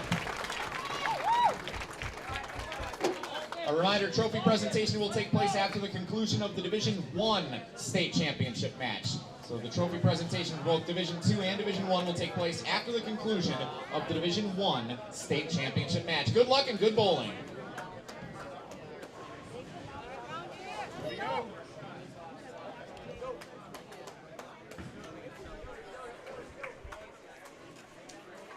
That was the voice of Jesse Nelson, and here's the voice of Jesse Nelson again. Oh, thanks, Emil Williams Jr.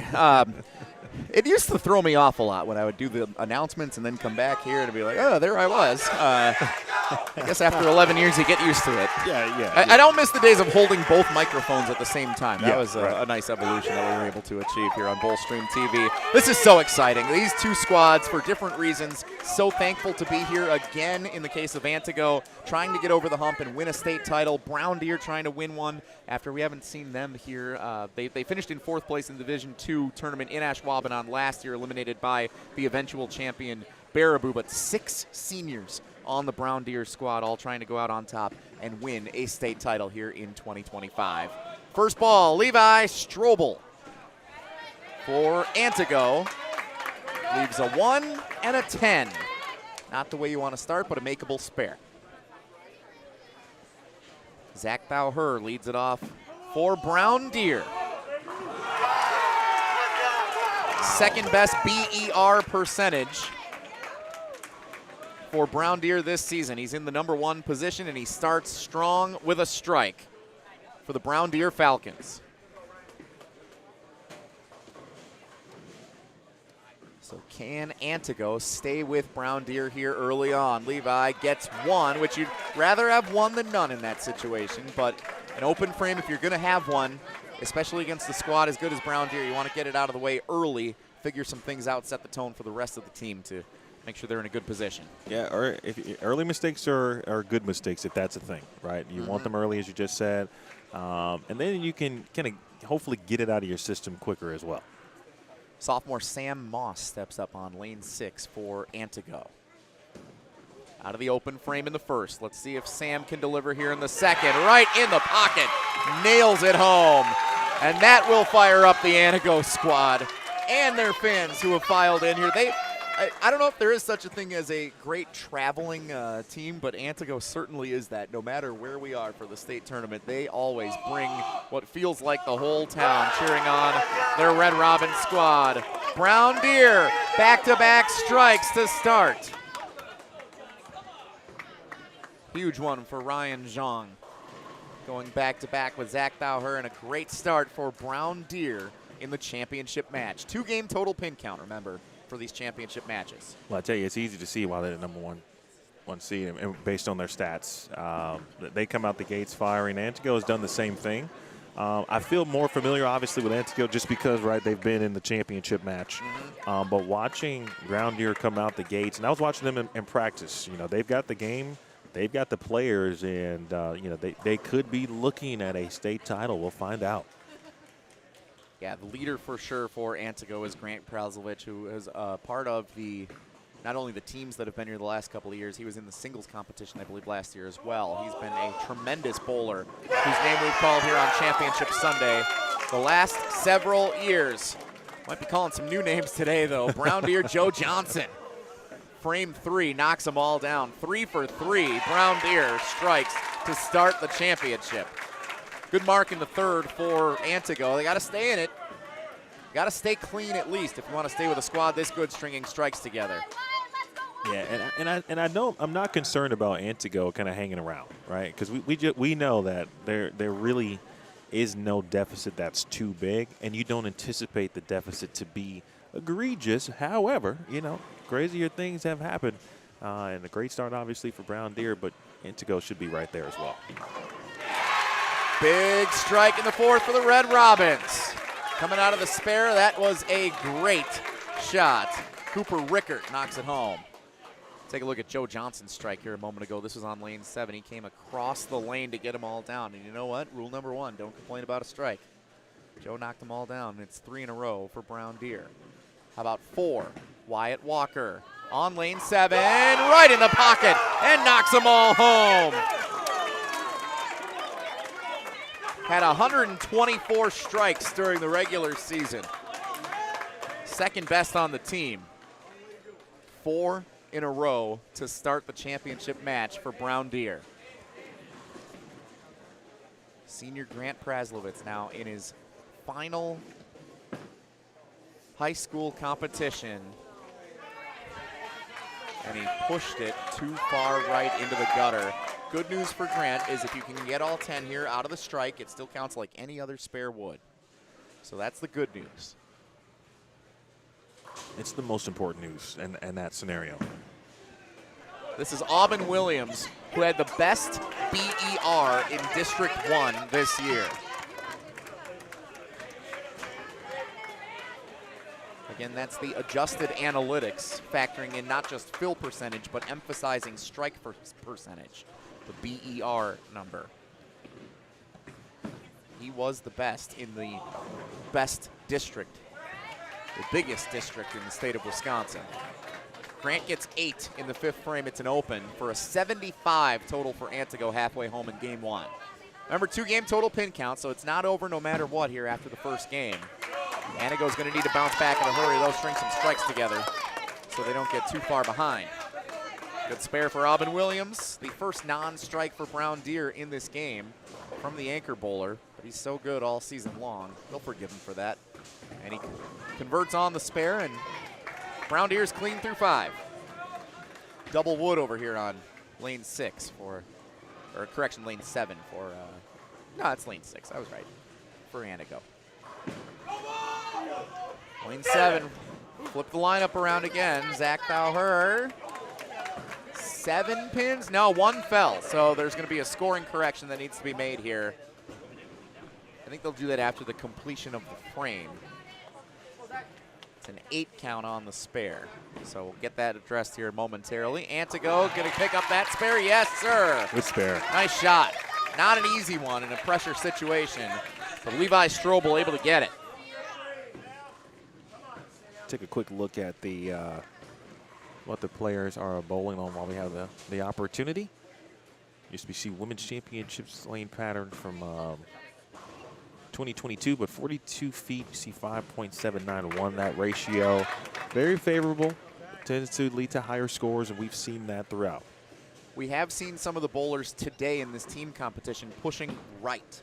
That's been something that has stood out to us from the girls' team competitions, Division 2 and 1 earlier today. So something to keep an eye on as the lanes break down a little bit in these boys co-ed competitions here this afternoon. Yeah, that's a great point, Jesse. And I think the tendency, when you do have a pattern that does allow for strikes, you want to get the swing loosened, and it helps loosen the swing. But it doesn't mean you have a gazillion area, boards of miss room. You've got a couple more, but you still can't just throw it to the right, and that's where we've seen players going to miss the head pin. Sam Moss, frame 7. He struck in the 2nd and strikes in the 7th.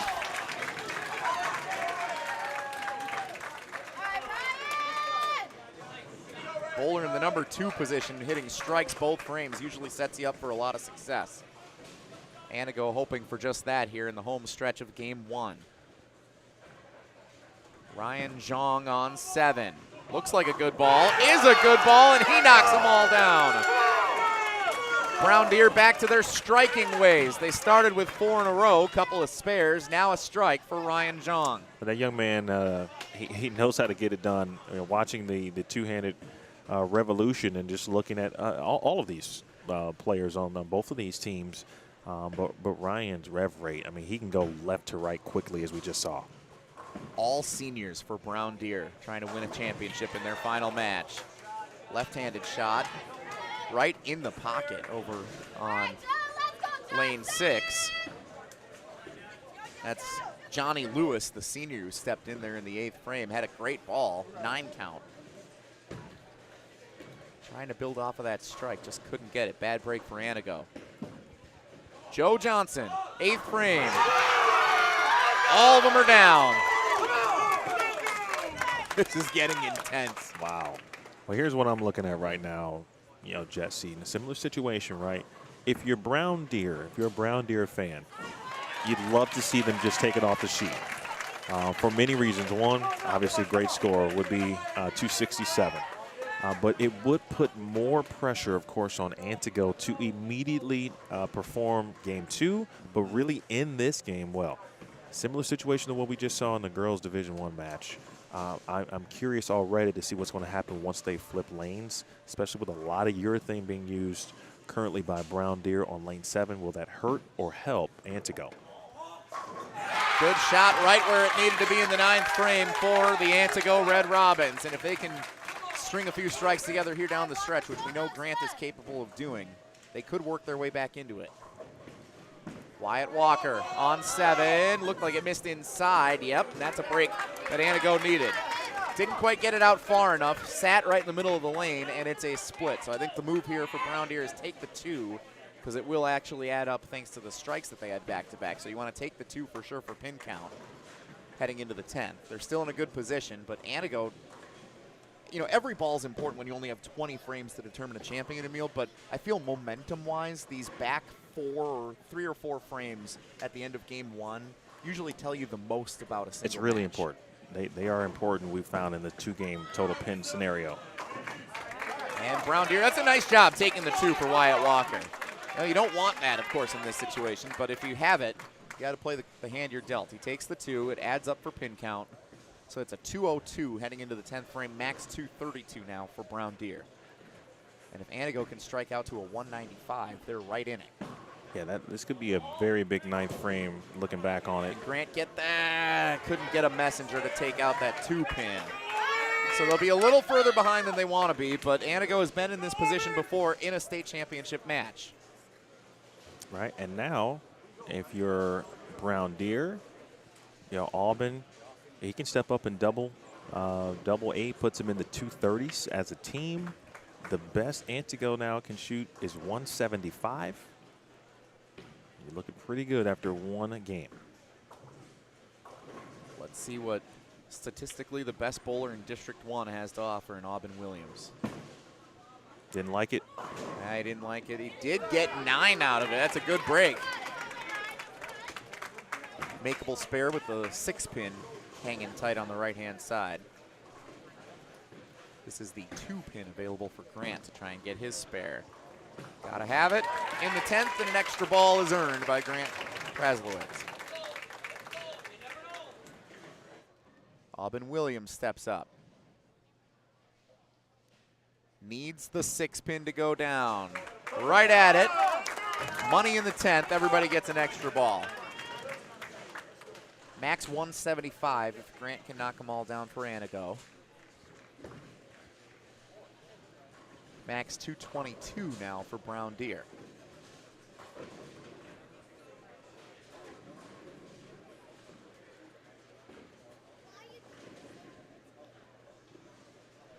Grant Praslowitz steps, fires, and 8. He's still trying to figure it out over there. We'll see if he can get the adjustment in line when they switch lanes. It's such an interesting dynamic because they're going to switch lanes. So if you wanted to try a different ball, you certainly could, and you can still get some information from that. But you're going to a different lane, and so I'm guessing that the lanes are just going to play differently solely based on the amount of urethane used on lane 7. Again, could it benefit Antigo? It could if they get in a situation where they can utilize some hold. I don't know if there's been enough frames and enough shots thrown where hold has completely developed on the right lane. For Antigo, obviously, they're going to find out. And if you're Brown Deer, you just try to continue to do what you've been doing. We know, based on what we saw certainly in the girls' division in our previous experiences, when you switch lanes, it can be a positive for the team that is trailing at the half, which is what's happening right now. At the turn here, it's a 48-pin deficit for Antigo. So they're down 48. Need to overcome a 48-pin deficit here in game number 2. That is closer than they were last year.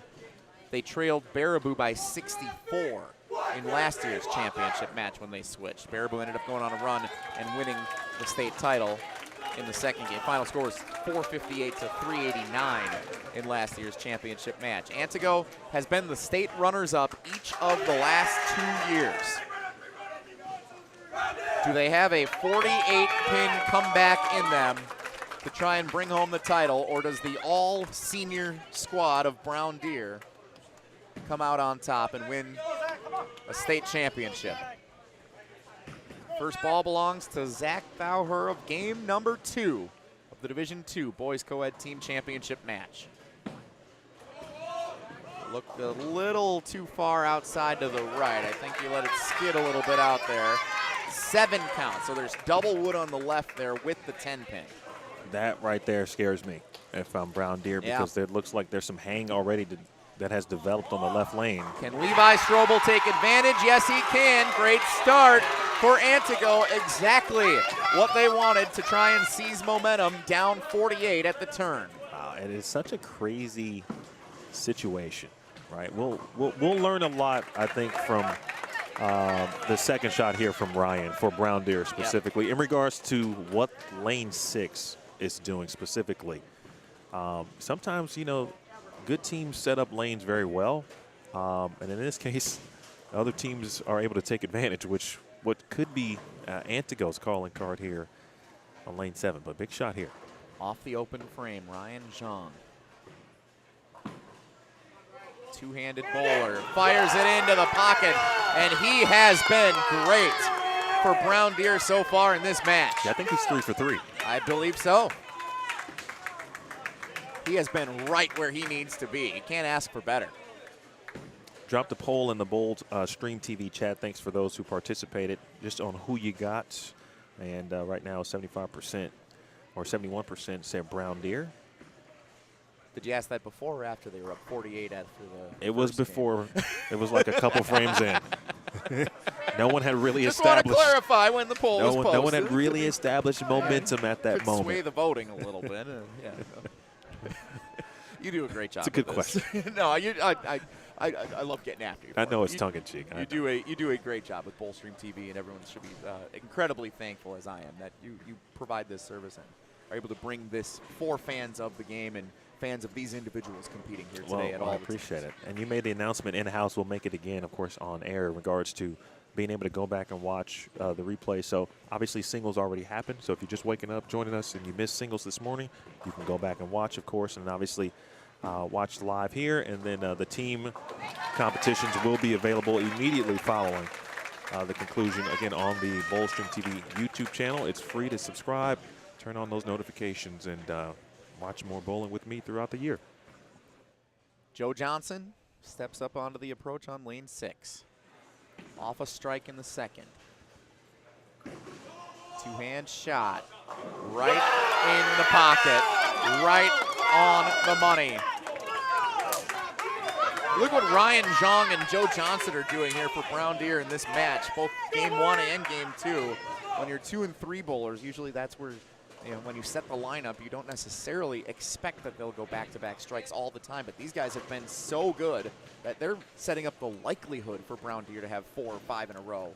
Well, I tell you, the question, of course, is what can Brown do for you? But right now, it's strike. Nicely done. Antigo with a strike in the third. This one might come down to it, Jesse. Yeah, got to string them if you're Antigo. You got to string a few together here, but they are in this thanks to the open frame to start for Brown Deer. 48-pin deficit. I think it's an important shot here for young Wyatt, and I'm only saying that based on the 9th frame split. Of course, you remove that out the memory bank, but again, just from the lane play perspective. Let's see if he's got it here on 6. How about that? It sat a little inside, but that oil pattern kept it right there down the lane, and he got it into the pocket, and 3 in a row for Brown Deer. And that's where a good chunk of that volume is in the middle part of the lane on this pattern. Again, very forgiving, but you just can't throw it anywhere on the lane, and I want to make sure we stress that. But you can be or get a break or two if you're in the right part of the lane, just like Wyatt. Cooper Rickard. That's got to hit a ton. Wow, oh my gosh. Big shot. Oop. That hit a ton of bricks and came back. Antigo doubling up. Okay, they're starting to string them. So Brown Deer needs to flex here. Aubin Williams, anchor bowler.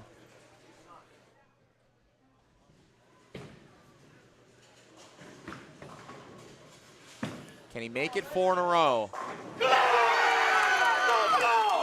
I think what has really impressed me about what Brown Deer is doing is they're playing with urethane in the middle part of the lane, which you don't see a lot of. The other thing is, if you look at some of the delivery, specifically of Wyatt and Aubin, they kind of start in the two-handed style, but wow, there's a big shot there for Antigo. They start in the two-handed style, but they release their off arm or their left arm very early, and you can clearly see they're one-handed, almost cupping it like Mike Miller back in the day on the PBA Tour.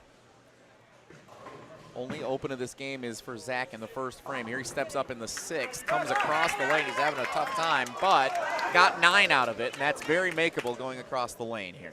Single pins are great in this situation.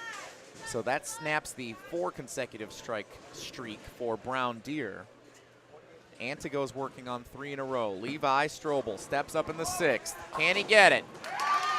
Got 9 and a wiggle. The messenger just didn't quite take out the 7 pin there. The fans who are sitting 2 hour left. Uh-oh, look out, look out. Zach tossed that one in the Look gutter, out. so that's an open frame, 2nd of this game. And Antigo has a chance. The fans to our left, Jesse, who are sitting on an angle from lane 7, couldn't see the 7 pin standing, so they thought it was a strike after seeing the 10 pin go. Big shot coming across the lane here for Levi Strobel. Can he get it to come across cleanly? Sits right there, and yes, he does. Clean game for Antigo here in game 2, down 48 at the turn. And they've already gained some pins. 13 at the moment, to be exact. Ryan Zhang has been on fire, and he goes 4 for 4. Strikes in the championship match. From the bowler in the number 2 position, Ryan Zhang, have a day. Again, folks, as a reminder, because I just heard it actually in the building, it is 2 game total pins to decide the champion. In the bottom right there of your screen, there's the scoreboard. So Brown Deer 221 after the first game, Antigo 173. Again, 2 game total pins. Sam Moss. Big shot in the 7th, pushed it a little right, and that's where that oil comes into play. If you speed up your process, the nerves, the excitement gets to you a little bit on the delivery. We've seen a lot of bowlers be susceptible to that, not only today, but over the years. That's the one miss that you can't have, lefty or righty, on this pattern. It's almost like you can toss it anywhere else, but you cannot be too early to the right or too early to the left. So in the 6th now, it's a 9-pin advantage for Antigo in this game. They trailed by 48, remember, coming into the 2nd game.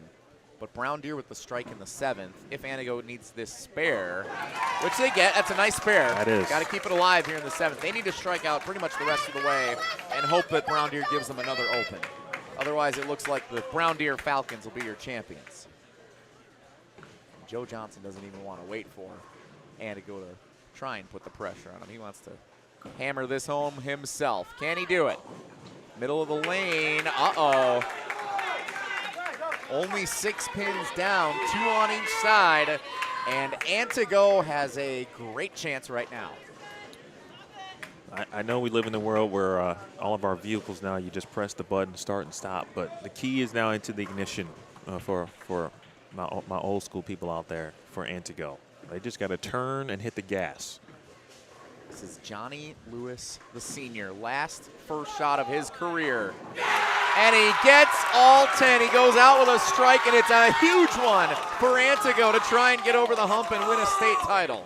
That could be a game-changing, maybe even state title-winning type of strike right there. Count is good there for Joe. Joe gets 2, and it does matter coming off of that strike. A 152 in the 8th. So we're now looking. This is Johnny Lewis's strike again. He stepped up in the 8th frame and hammered that one in. He Look at the posted that celebration. to perfection, too. Frame that one, Johnny. That's awesome. He posted that one to perfection. And let's do some quick math here, Jesse. Here's the deal. Right now, max score 212 this game for Brown Deer. That would put them at 433 total. Okay. 261 as it stands now is the magic number. So if Wyatt strikes here and they double in the 10th, they're good to go. Didn't get it, though, and that opens it up for Antigo. This is the biggest shot of the match. Sophomore Cooper Rickert. They still need a little help as Antigo, but they have to do their job first, and they're going to need them all still. It will force Alban Williams to perform in the 10th frame for Brown Deer. Huge ball in the 9th for Antigo. Comes across. Didn't get it out enough. 7 count. Yeah, unfortunate there. That was a miss, big miss left. 10-pin pressure, and Wyatt got it. That was the shot, as you said, as you drew it up. Biggest shot of the match there in the 9th frame. Still not over. Good for Antigo. Okay, so now we can do some math here. Max 202 for Brown Deer in this game. Max 225. They would need a lot of help. Mark here, and they're good. Yeah, if Alban can get a mark, which he's been prone to do all season long, should be good. How about a strike? And how about a championship for the Brown Deer Falcons?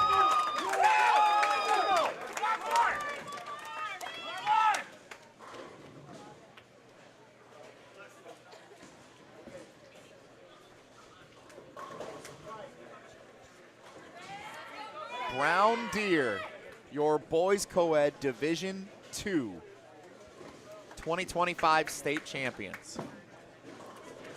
Grant Praslowitz, amazing career, comes down to one last frame. You feel for Antigo in this championship match, 3 consecutive years. And they will finish as the runner-up all 3 times. There are a lot of teams who would give a lot to be in their position, including me when I bowled in these championships. I never got the championship Sunday. I had to join BowlStreamTV to be able to do that. These guys will be able to now look back and say 3 consecutive years they bowled in the championship match in high school, and there is a lot to take away from that and be proud of for the Antigo Red Robins. Illustrious careers coming to a close for a couple of the bowlers. That's pretty cool. But the trophy belongs to Brown Deer. You have to imagine that, do we have a grade? I'm not a grade, excuse me. Adrian Webster stepping up here. A senior or? Yep, okay. He's the last senior. Yeah. All the bowlers for Brown Deer are seniors. I was going to say, you have to, thank you for that reminder. Once the championship was determined here, they got Adrian in to throw one in the 10th frame, and he hammered a strike. Every bowler, every senior for Brown Deer winning a state title has struck now in the championship match. Yeah, we talked about resiliency in the girls Division I match. Very similar here for Brown Deer. Even though they had the lead, a couple early opens, a split late, they had to make sure that they had enough resolve to hang on. But Alban Johnson, that first shot, or sorry, Alban Williams, a bigger part, that first one in the 10th, wasted no time getting down the lane, all 10 down. Brown Deer wins the 2025 Boys Division II Team State Championship. Congratulations to the Falcons. An incredible team all year long. They averaged a 210 for the season. That's an amazing number. 213 in qualifying, the #1 seed, and the party is now on for Brown Deer. The fans celebrating behind us. The bowlers you can see here celebrating down on the lanes. outstanding bowling all weekend, all season, and Brown Deer wins the title.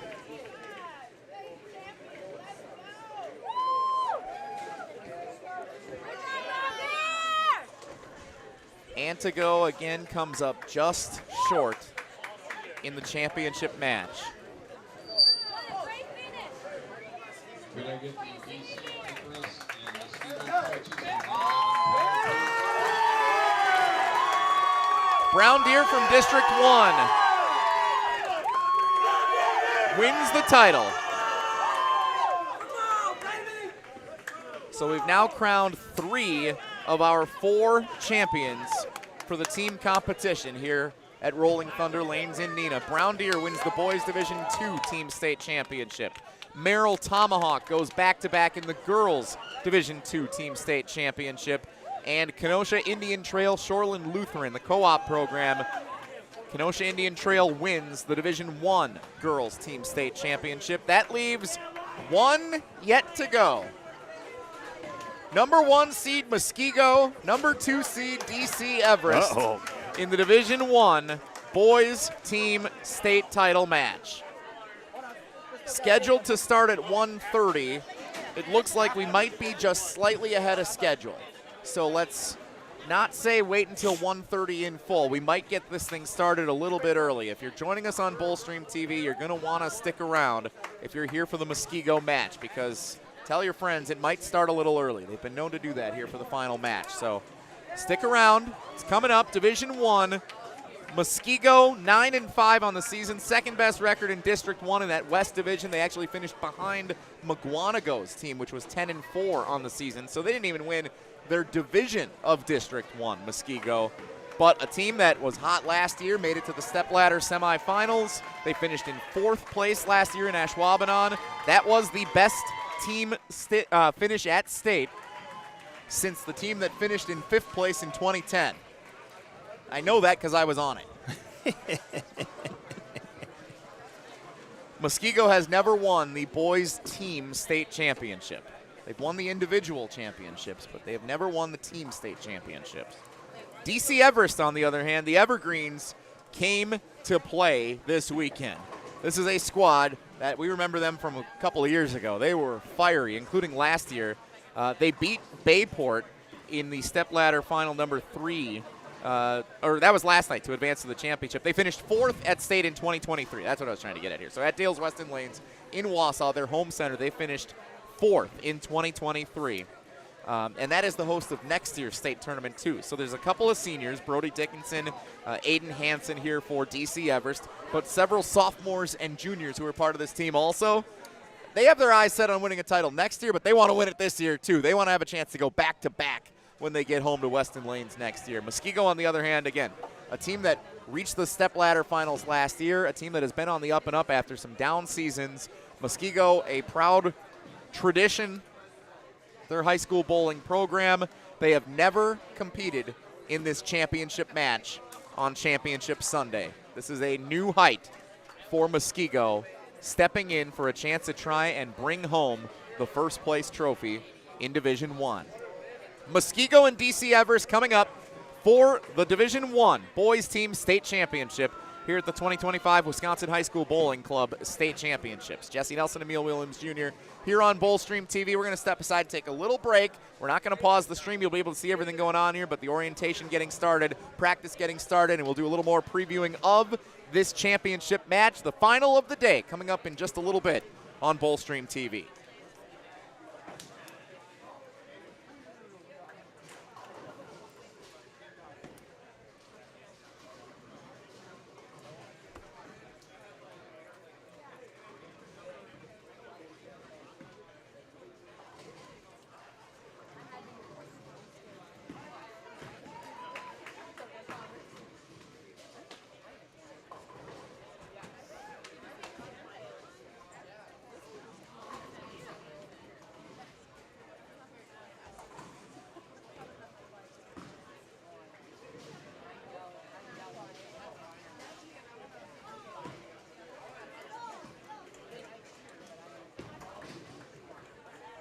Start early? Well, you want them to start early. said it's going to kick off at 12:30. We're at 1:30. It's 12:55. It's going to start early. I mean, people could turn on at 1:15 to see it and it'll be over. That would be kind of. I told. I told him, I said, you give them 10 minutes, they'll start practicing about 1:10, 1:15, they'll be done, ready to go. We can start practicing at 1:10. Yeah, okay, cool. How's it going so far? Great. Okay, good. Numbers coming in. Danielle's amazing. Did Danielle do okay?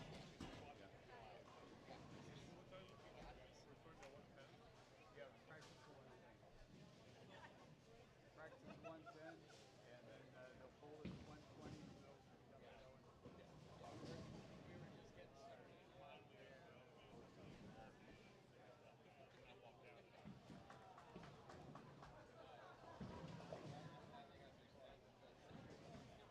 Jesse, you're good. You got water? I'm good. Thank you. Now you can call this one straight up. I know.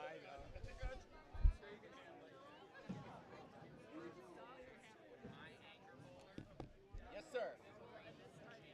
Jakes. Write that down here right now.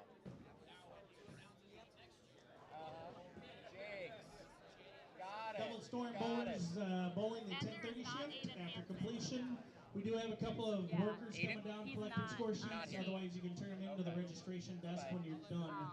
The 1 o'clock bowlers, if you haven't checked in, so please do so right now, out by the front desk. Thank you.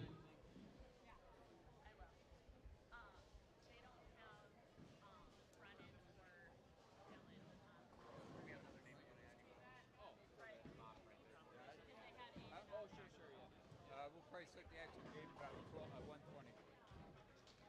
What's that? Heads up, we'll be awarding the boys co-ed division after this match. This match is scheduled to start at 1:30. We're actually going to start early. So if you have anybody that's going to be logging on to watch it, tell them to get ready about 1:15 to 1:20. We're going to wait 20 minutes yet? Huh? It's almost 1 o'clock. If everybody's here, let's go. It's announced that it's live at 1:30.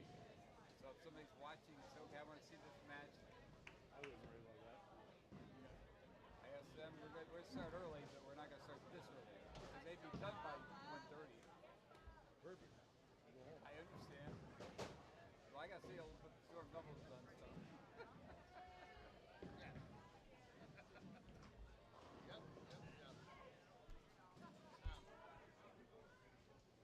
At the beginning of the voice, I told Steve that we were done with 3 wristbands, so he's like, just go ahead and cut it off. Okay. Just thought I'd make you aware of that. No problem. I don't know how much you started with for the cheap. I got 270 and I gave it to Alyssa. Okay, good. Okay? You start with 100. Okay. So we did good. Yeah. We did good. I'll stick around for a little bit and then I'll head out. Hey, I figured I'd try and catch you before this last match. Okay, good. I wanted to make sure that you were next year leaving. So No problem. So I was definitely right up together.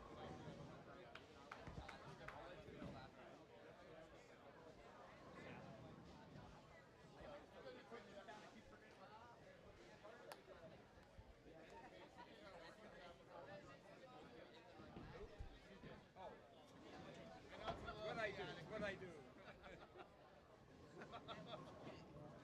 They said 17 hours days wears on you, but you can get there. Yeah, I know. Do you want to send one of the Muskego coaches over? I can just ask him about pronunciation.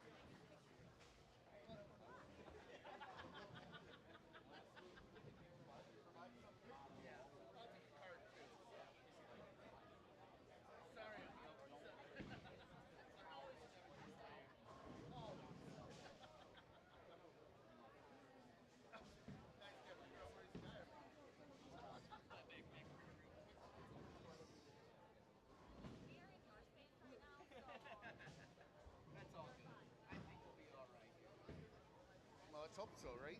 Well, you know what? I just took these out of here, and I just realized as I went to go reach for it, I don't have it in here. Okay. Yeah, just always message me. You can. Yeah, I'll So, send you the message. I'm so you sorry. know, if you're free in a couple weeks, come to our event. So. We'll do. Yeah, we'll be in touch. All right, you take care. Thanks.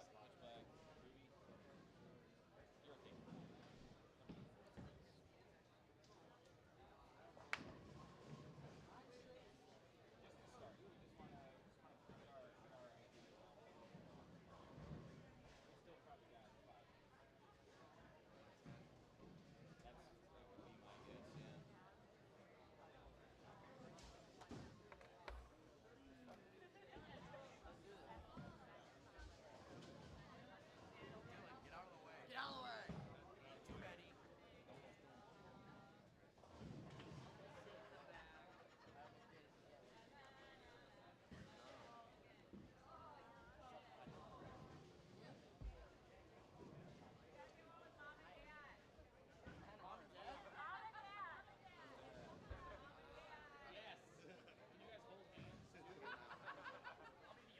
I think that's a little too much.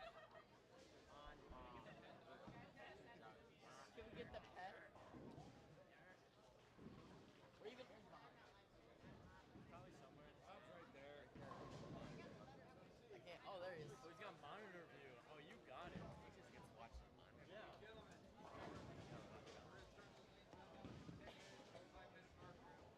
We're going to start our practice, Jesse. What's that? We're going to start our practice. Go for it. Fire it up.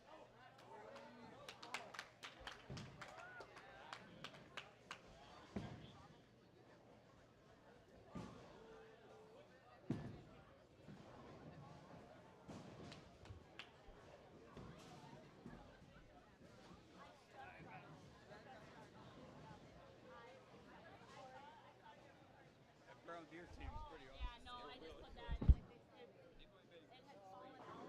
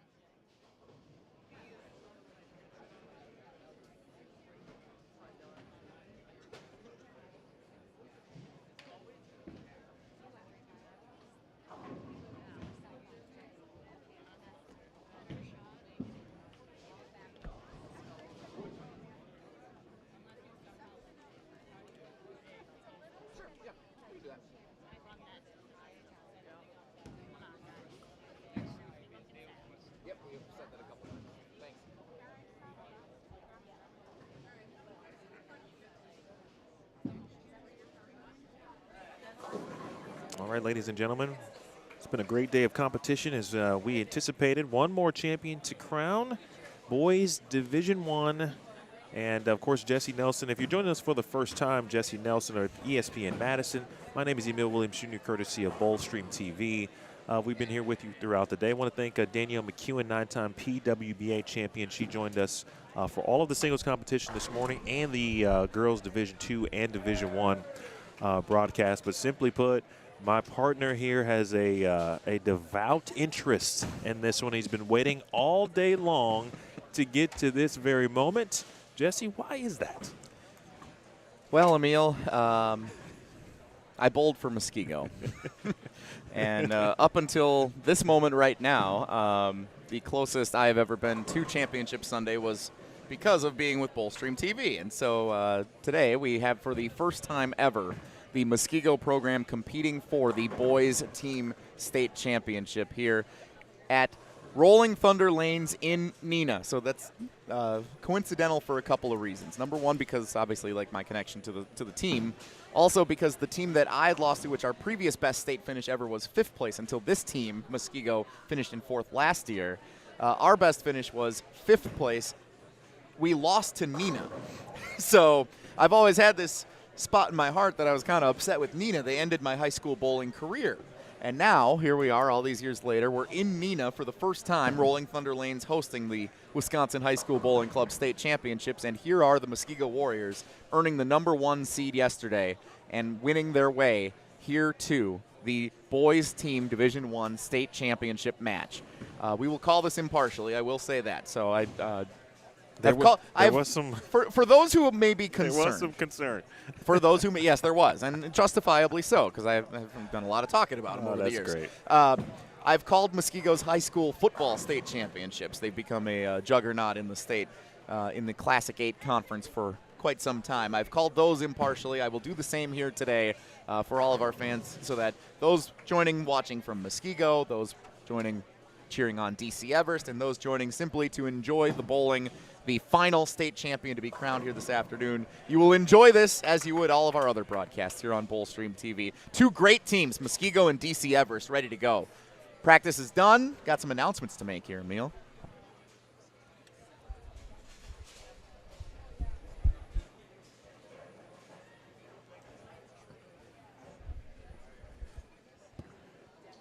Ladies and gentlemen, one more team state champion to be crowned. It's the 2025 Wisconsin High School Bowling Club Division I Team State Championship.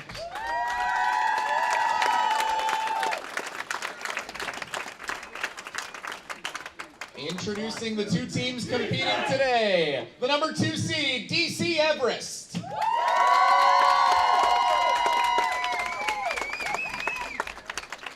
And the #1 seed, Muskego.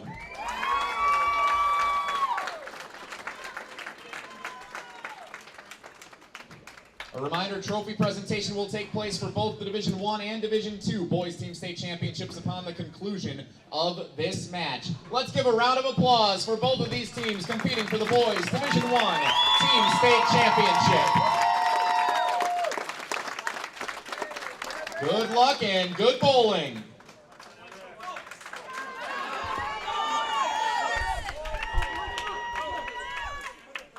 And there you have it, ladies and gentlemen. On the voice of Jesse Nelson of ESPN Madison, Muskego, the #1 seed. DC Everest was the #2 seed. They had one match to win last night. They defeated Bayport to get to this point. Jesse, I know the stats are off the charts for both of these teams here. DC Everest averages a 200 on the season. Muskego a 206 on the season. The qualifying average, Muskego shot 221 a game over 15 games yesterday to win their way here to the #1 seed. 3,311 pins go down yesterday by the Muskego Warriors. The Everest Evergreens knocked down 3,108, which is not too shabby either. That's a 207 average for the qualifying, but Muskego blowing it away in the competition yesterday. Again, they win 221 average to win their way to earn the #1 seed in this championship match. They finished in 4th place last year in Ashwaubenon, best team state finish of all time. They want to try and cap it. They've already clinched the best team state championship of all time here today. Will it be a 2nd place finish or a #1 state title for boys team division state 1 here for the Muskego Warriors? We're going to find out, but DC Everest has something to say about it. They are a solid squad, have not lost a head-to-head competition this year, 10-0. They were the best team in District 9, consisting of the greater Wausau area. DC Everest, the high school located in Schofield, which is actually where Dales Weston Lanes is located. That's where we'll be next year for the Wisconsin High School Bowling State Championships. Muskego with a spare to start this competition. 2-game total pin count. DC Everest, first shot. On lane 9, then they knock all 10 down. Great start for Everest. Coach getting the fans fired up for the Evergreen faithful here behind us, which is awesome. Great atmosphere for this boys Division I team state championship match. 2nd frame. And Muskego struggling over here on lane 8 in the early going. That's a 1-2-4 remaining, 7 count in the 2nd frame.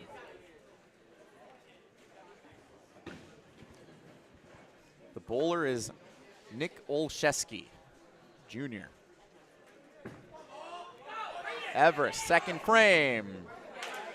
Little push to the right. Emil, we were talking about this before the Division II boys team state championship match, that this oil pattern that the bowlers are competing on today, we have seen balls pushed to the right be a factor in some of the poorer scores, I guess, that we've seen throughout the course of the day today. So here's a check of your oil pattern once again, the 2022 USBC Women's Championships. Yeah, you just can't pitch it right or left early. There's plenty of room for error, certainly. But the one thing you cannot do is get it right or left too early. You will miss the head pin. Other than that, the track area has been pretty solid, and we've seen players, especially in the boys' matches, they've been able to play in and develop some hold as well. We're clean so far here in Game 1 of the 2-game championship match. Division I boys team championship here on BowlStreamTV. Muskego with 2 spares and a strike. Everest with a strike and a spare as they approach here the 3rd frame. Right in the pocket. It looked like a better ball than the result ended up being. It might have came a little high at the last moment. 2 pins remaining on the left-hand side. Makeable spare coming across the lane. Haven't seen too many bowlers have any trouble with this today. I thought maybe with the thick oil in the middle that might be the case, but it's been pretty smooth coming across the lane to knock these down for all of the competitions we've seen today.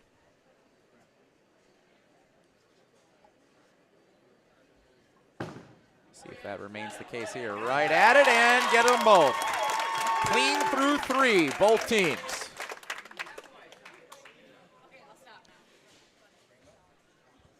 Ian Kloss with the BER metric this year. He is statistically the best bowler on the Muskego team.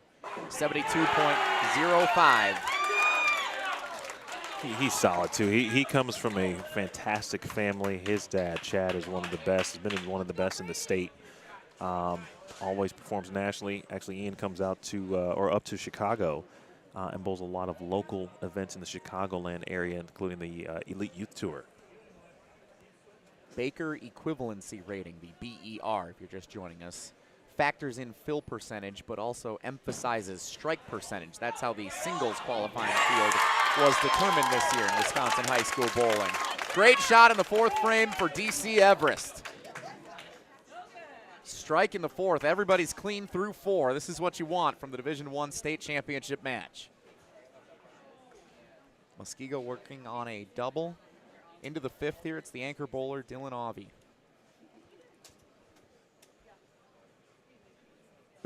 Let's see what Dylan's got in the 5th. 9. Might have thrown it a little fast. Yeah, nearly a 4-9 there. important to kind of watch. He's throwing something that looks to be kind of clean, and meaning it should get through the front part of the lane with ease, but it does have a lot of energy at the end of the pattern, and you saw that right there.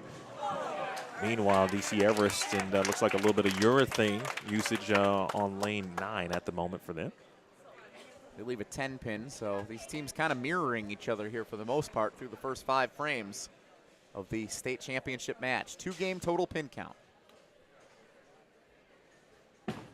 Single pin spares so important to keep your team in it.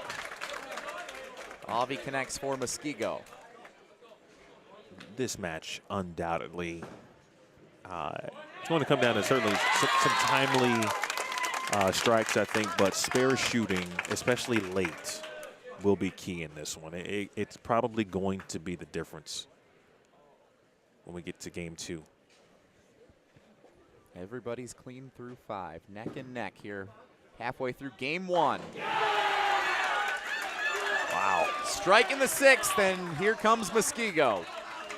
106 in the 5th, working on a strike in the 6th. It's great. 8-pin almost stood up. Everest, 6th frame. What do we got? Came a little bit across the head pin. Good break to have the makeable spare on the right-hand side. That could have got stuck in that middle of the lane, so it might be breaking down a little bit already for the Evergreens.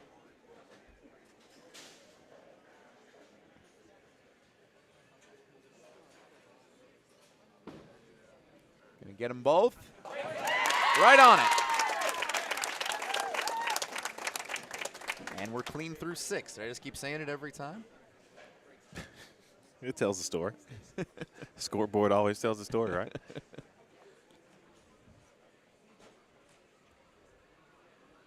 This is a really different feel. Olszewski in the 7th came up high. Makeable. There are 3 pins over there. 3 pins remaining. That's a 7 count on the first ball. I felt like during the Antigo Brown Deer match, it was instant intensity, even amongst the respective fan bases. This feels like a little bit of nervousness mixed with some intensity. It's a kind of a strange atmosphere to start. Usually you do hear a more intense crowd, I'd say, in the Division I state championship match, but I think that just goes to show how significant this is right now. I think everyone's nervous right now. This feels more like what we have in the singles competition. Everyone's nervous right now. A chance for both of these programs to win, I believe for both would be their first state title. This is a very difficult get here for DC Everest. Got to get one and smile. That's what they got to do. So the first open frame comes in the 7th for DC Everest. A 123 through 7. Muskego with a strike would have a 23-pin lead. And that's in fact what they have. So we talk about how momentum can be determined in these 2-game total pin count matches when it comes to the final 3 or 4 frames of game 1. And that's the stage we look to be in right now. The open frame in the 7th for Everest. Can they overcome it here?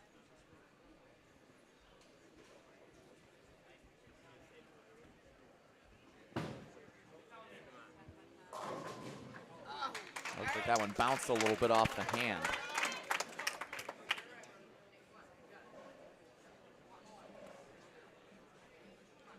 I can't imagine how exhausted so many of these bowlers must be right now. You bowl 15 games. Everest is in the qualifying last night. Those who are involved in the singles competition. Plus you add the stress, the intensity, the magnitude of the moment.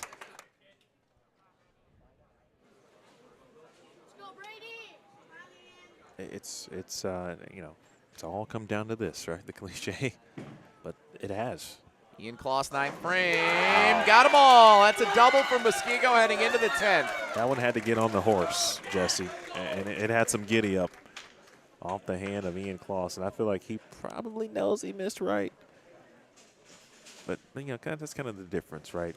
When you have rev rate on your side, your misses won't be as tough as maybe a player with not as many on the rev rate perspective. Big shot there. That's a nice shot in the 9th frame for DC Everest as well, so they'll have a chance to string 4 together here down the stretch, which would be huge to stay in the match. We talked about 40 pins is kind of that number that you want to stay in front of here. Heading into the second game. Anything under 40, you're pretty much 1 mark and a couple of strikes away from being right there. I feel like the largest deficit was 70 pins, and that was in our girls' D2 match, correct? Does that sound right? That is correct, yes. 10th frame strike for Dylan Auvey. 3 in a row, 2 balls left here in game 1. 203 would go a long way here for Everest. Can they get the first in the 10? Right there on the money, yes sir.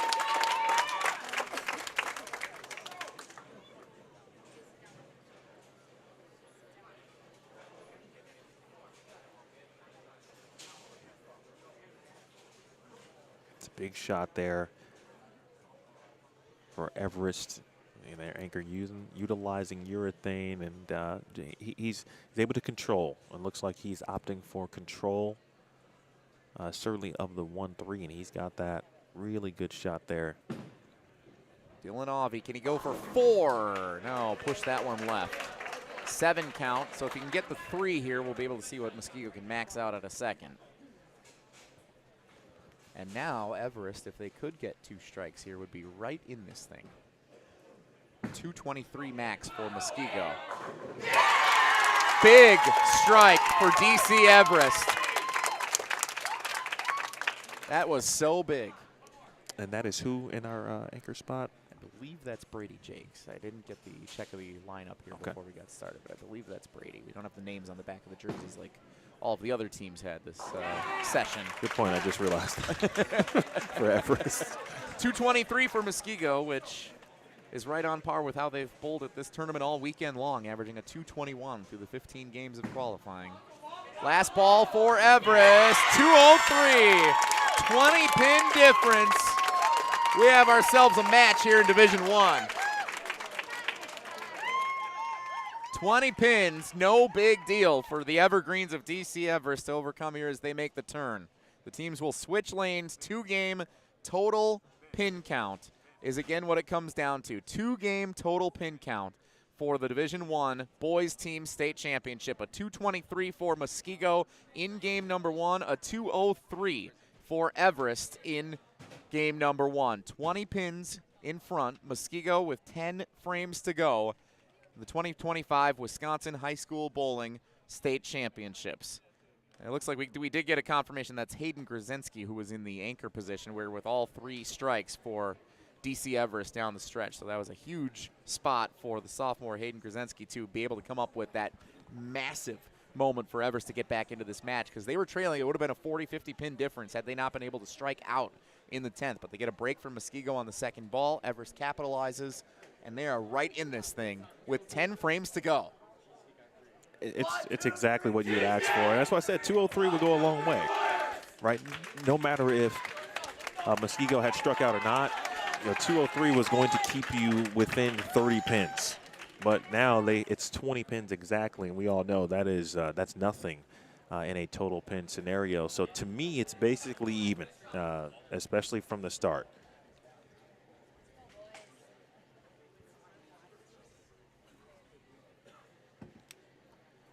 Bayport was making a run last night. DC Everest was able to eliminate the Pirates, 437-386 in the stepladder semifinal to advance here to Championship Sunday. And their first ball of game 2 is a strike. And one last time they fire up the crowd after the first ball of the final match of the year. Love it. How about Muskego? This is Norman Harang. Can he get the messenger? Oh my gosh, he got it to fall. That was rolling across, and I wasn't sure if it would get there in time.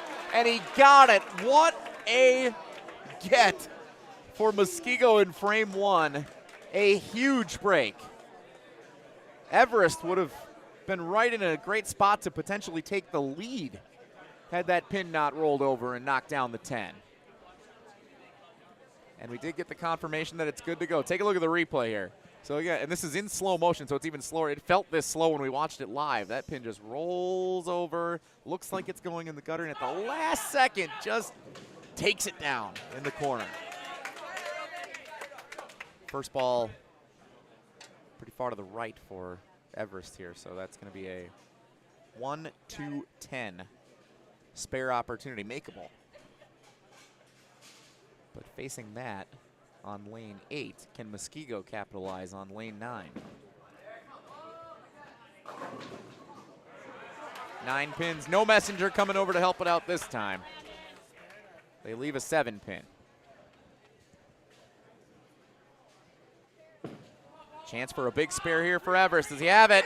He got it! Oh, what a shot! Oh! Saving the best for last.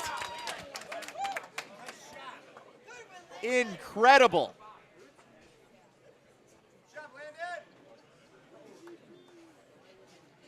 Nice job landed indeed. And that puts a ton of pressure on Muskego to get this spare. Coming across the oil, they're able to get it. Clean through 2, 20 pin difference at the turn for this championship. Take a look at this replay. Look at this spare. Comes across, great reaction at the very end. Comes across the head pin and the celebration. Knowing that keeps Everest in this championship match. Third frame, again a little bounce, but it's right there, and they get him.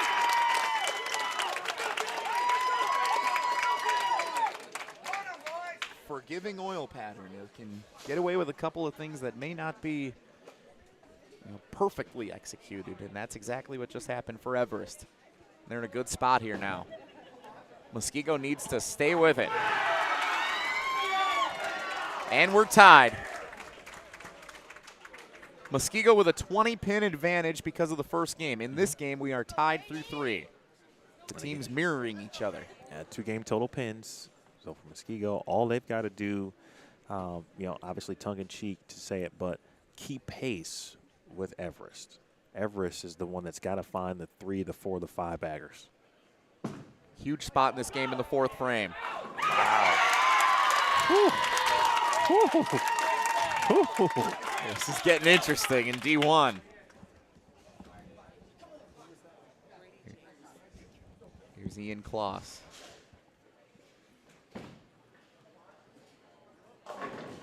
And he's able to get it again, forgiving lanes. Muskego is teetering over on lane 9. They are teetering, but they are able to stay with it. A couple of close strikes here to stay even with Everest. Hayden Grzinski. Anchor bowler for DC Everest had 3 in the 10th, and he's going to keep the good times rolling here in the 5th. 3 in a row for the Evergreens, putting all the pressure on Muskego on lane 9.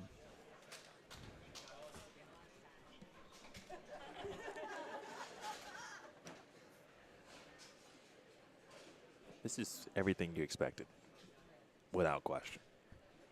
Everybody. Quiet intensity as Dylan Auvey delivers in the 5th, Oh and he my got goodness. them all. Are you kidding me? Wow. 3 in a row for Muskego. Hey, that looked like it was going to be disastrous. It was, and his bowling ball, I talked about it a little bit earlier, right? So clean, getting through the front part of the lane, but it can't overreact on the back. We've seen that once or twice. 6th frame off of 3 in a row. And it pushes a little to the right. That's a group of 4 bunched up there on the left-hand side. That's a 6 count. Yeah, that's for a bucket. DC Everest. It's a tough one there, too. And, buckets generally look like good shots until they just don't do much on the back end. Mm-hmm. So this is an opening for Muskego to create separation, and they're able to do so. 4 in a row as the lineup flips back to the top in the 6th frame. Yeah, and all of a sudden this feels like the most important spare shot of the match here. Gotta have it, DC Everest. 3 of the 4. So Muskego controls its own destiny here. Up 20 pins from the first game, and now in the driver's seat here in game 2.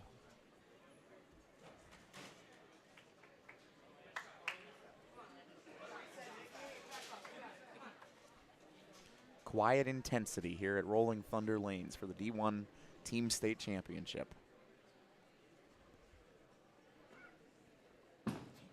Seventh frame. Everest. Oh my gosh. How did that pin not go down? Wow, my boy, that, if it comes down ultimately to that, as Everest trying to rebuild that momentum and just a stone cold 7-pin. And let's take a look at the first. Let's do a couple things. That was a brutal break. Oh, wow. All right, looks like, yeah, so here's the replay of what we just saw right in the pot. That's, The head pin goes right off the sidewall and in front of it. That is a brutal break. 4 in a row for Muskego. Make it 5. And the championship is within their grasp. Again, folks, they entered this game, 2-game total pins, with a 20-pin lead. So obviously got to get this Oh, spare. Is it hook. going to come? Oh, it didn't get over. Real quick here, Ben Glasscock, one of the coaches here, had a chance to work with Ben on the PWBA tour last season. He quickly called over the players to kind of do a quick huddle, calm them down. The match is not over, right? Things can still, possibly work in their favor. They need a lot of help, but it's not over. So you don't want the momentum to completely go, or continue to go, I should say, in the opposite direction.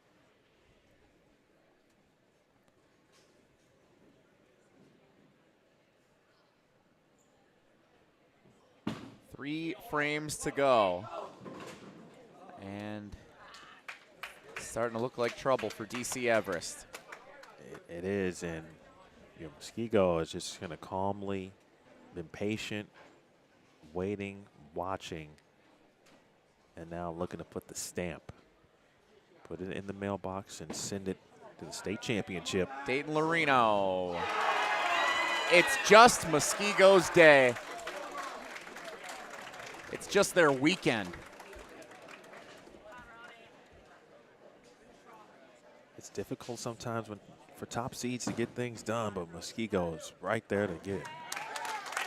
You know, sometimes you may not be the best team. Muskego wasn't even the best team in their division in District 1. McGuanago finished ahead of them in the regular season standings, 10-4.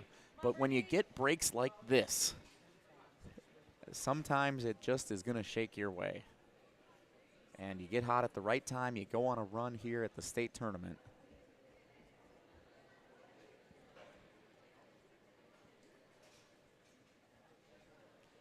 Two frames to go. Brady Jakes knocks them all down in the 9th. Big shot to go out on here for DC Everest. 1 frame left on lane 8. Ian Kloss can seal it. 9 count. Muskego's going to be feeling good about that. We'll wait for the official celebration here until the 10th frame.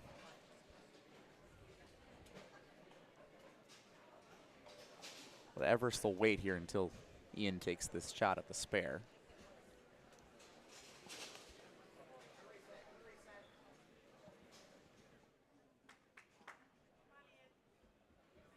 Ian making sure he goes through his process, even though he feels like obviously the match in hand, but you don't want to take for granted the opportunities. Tried to go a little backup with it. A little backup approach to that one in the corner, unable to get it. So an open frame in the 9th. Max 247 in this game for Muskego. Max 202 for Everest. They struck out in the 10th the previous game. We'll see if they can do it one more time here, Hayden Grzenski.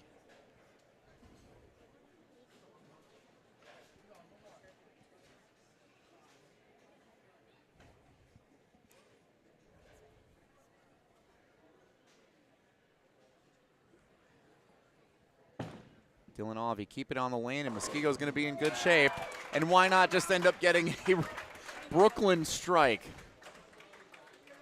again, sometimes it's just your day. DC Everest. Heck of a run for Everest. They finished the regular season undefeated, averaged a 207 through the 15 games of qualifying. Everest finished 4th at the 2023 state tournament, and they'll have a chance to make some noise again next season at the state championships, which will again be held in their backyard at Dales Weston Lanes in Wausau.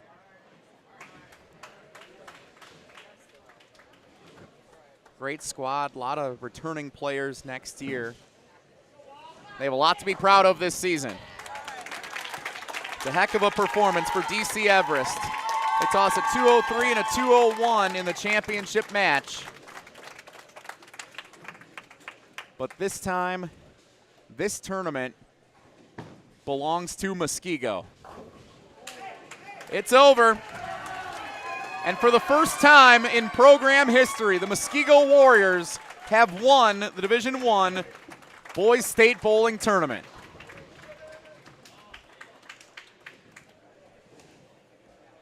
And they do it with a 223 and a 236 in the championship match.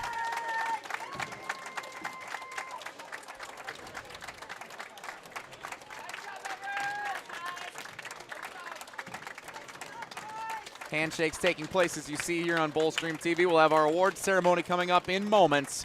Muskego wins the state title. Brown Deer and Muskego take home a couple of trophies here in Division II and Division I. Outstanding bowling all weekend long by all the teams that we saw here competing this afternoon. But Muskego, thanks to a couple of good strike breaks, able to come away with the Division I state title. Yeah, unfortunately for Everest, you just knew the sixth frame after leaving the bucket and both teams starting well that it was going to be the first to make a mistake, and that's what it felt like. Ended up being simply that, and then unfortunately 3 consecutive opens. The culprit, if you will, for Everest. But, Muskego never backed down, right? They started strong from game 1. They continued that, which is something we really haven't seen a ton today, right? When the leader or the team that's leading in these matches moves over to the other lane, every now and then it's been a little iffy, but not for Muskego. And Brown Deer can say the same as well. Here's Jesse Nelson.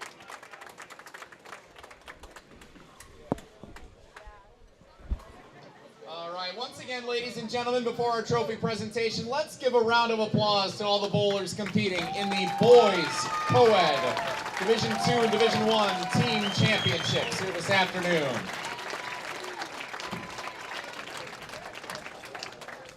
Also, before the presentation, a round of applause for the entire staff here at Rolling Thunder Lanes for their accommodations all weekend long, including all the members of the BCAW staff who were part of the festivities and the ceremonies all weekend long.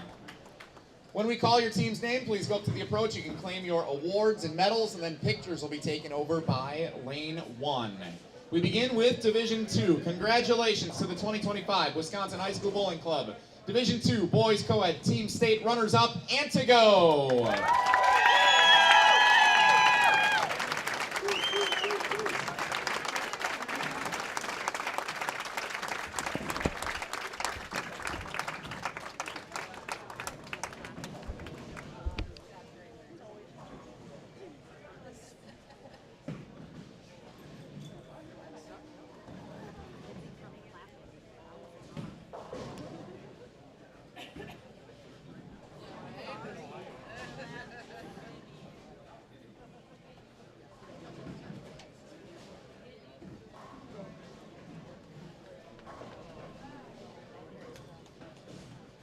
One more time. Let's hear it for Antigo.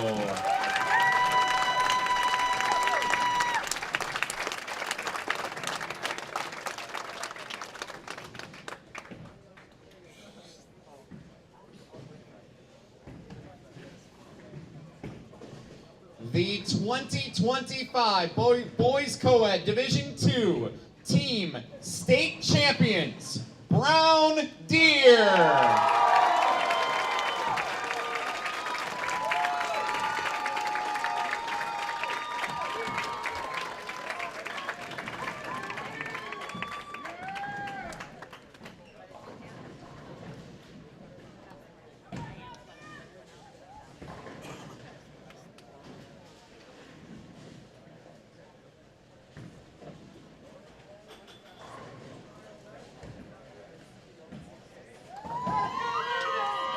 let's hear it again for Brown Deer.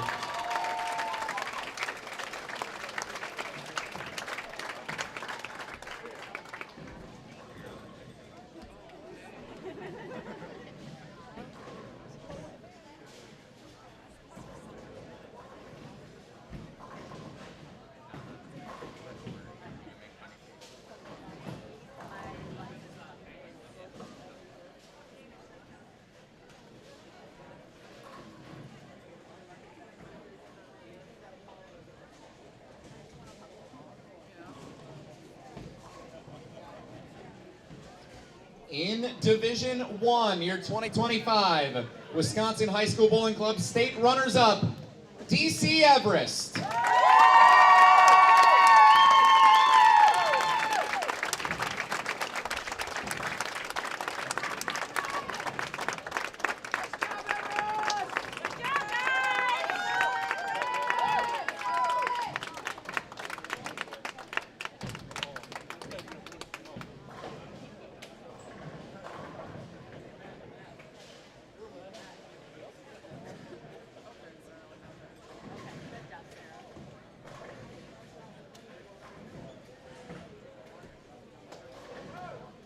Once again, let's hear it for DC Everest.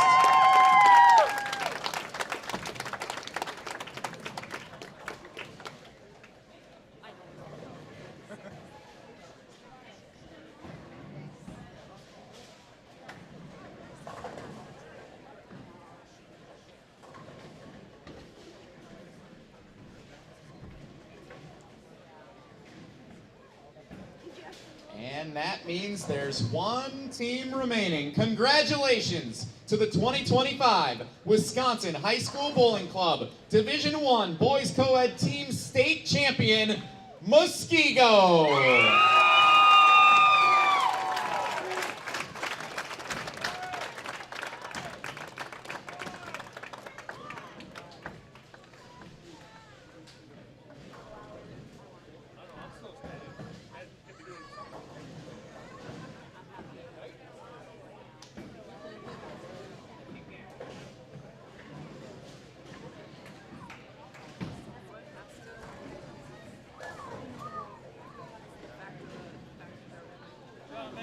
Once again, let's hear it for Muskego.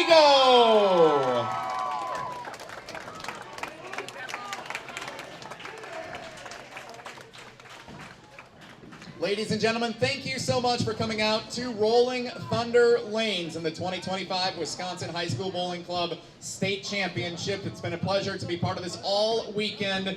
We wish you good luck and good bowling in the future, and we will see you next year in 2026 at Dale's Weston Lanes in Wausau for next year's High School Bowling State Championships. A reminder, if you want to watch back any of the state championship finals today, singles and team championship replays are available on BowlStreamTV, on demand on YouTube. Subscribe and you can watch the BowlStreamTV replays of today's state championship broadcasts with Emil Williams Jr. and me, Jesse Nelson. Thanks so much, everybody, for coming out to Rolling Thunder Lanes. Have a great rest of your weekend, and thanks for being at the 2025 Wisconsin High School Bowling Club State Championships.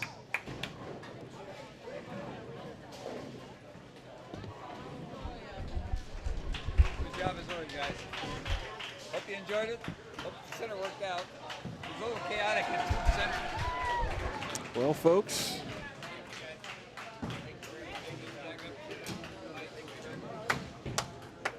before we wrap it up, congratulations to our champions.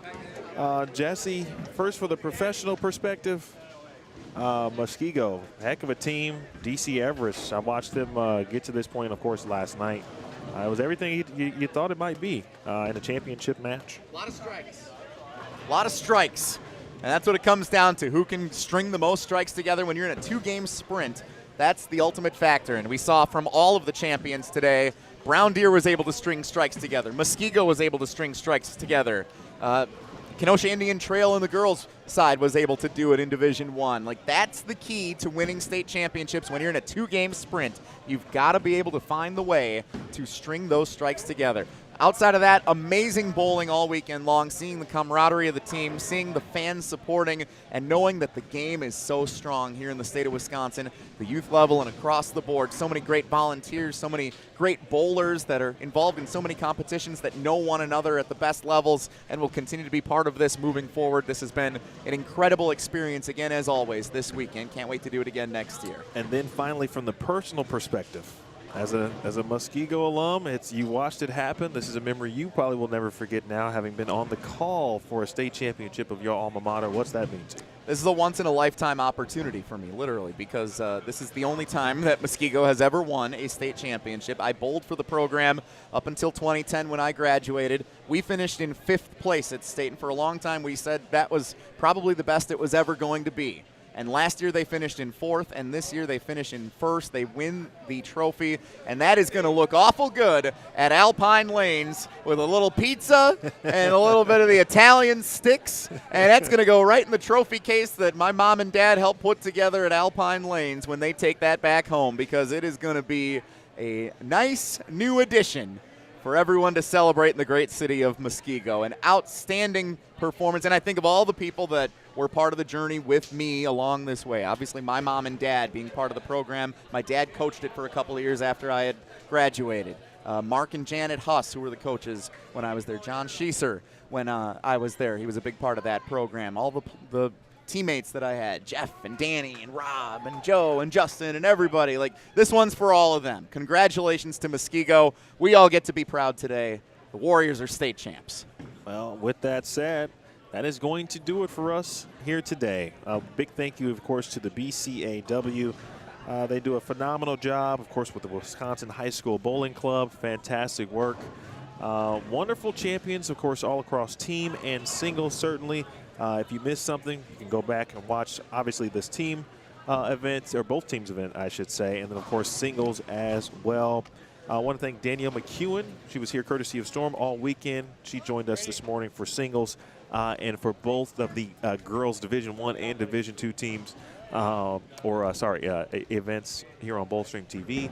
Of course, the entire BCAW squad, Alyssa, Patrick, Steve, Roger Dalkin, and the entire group, everyone here at Rolling Thunder Lanes and Center number 2, because this was a 2-center event also, this week. Revs Bowl in Oshkosh was a big part of this weekend as well. It would not be possible also without Revs Bowl, where I happened to bowl a 9-pin tap 300 last year. We didn't mention that at all day, that I threw a 9-pin tap 300 in the last year since we last saw each other, Emil. Yes. That was at Revs Bowl, where the girls competition was taking place for the team on Friday. And you know what else we forgot to do in the heat of the moment, but since we talked about it, let us send you away. Oh, look at that group. Let me send you away with Where was Artzel Photography back then? Jesse Nelson and, look at how and his blurry squad that is. from back in the day. This one's for those guys. Muskego wins the state title. How amazing is this? Man, full circle moment, Emil. This is really cool. Well, Jesse, you were fantastic as always. Always a pleasure. We always say this. Maybe we'll figure out a way to work together more than once a year. I was skinny back then. I'm stuck looking at this picture. A lot to remember there. We'll see you at Dale's Weston Lanes where that picture was taken right. next year. How about that? That's great. Let's do it again, Muskego. We will leave you with that, folks, for the final time today. For ESPN Madison's Jesse Nelson, for Danielle McEwen, our entire staff and crew. My name is Emil Williams Jr. for BowlStreamTV. We say so long for now. We'll see you next year from Dale Weston's Lanes in Wausau, Wisconsin for the 2026 Wisconsin High School Bowling Club State Championships. Until then, you guys be safe, be well, and subscribe to BowlStreamTV. I'll see you on the lanes in 2025.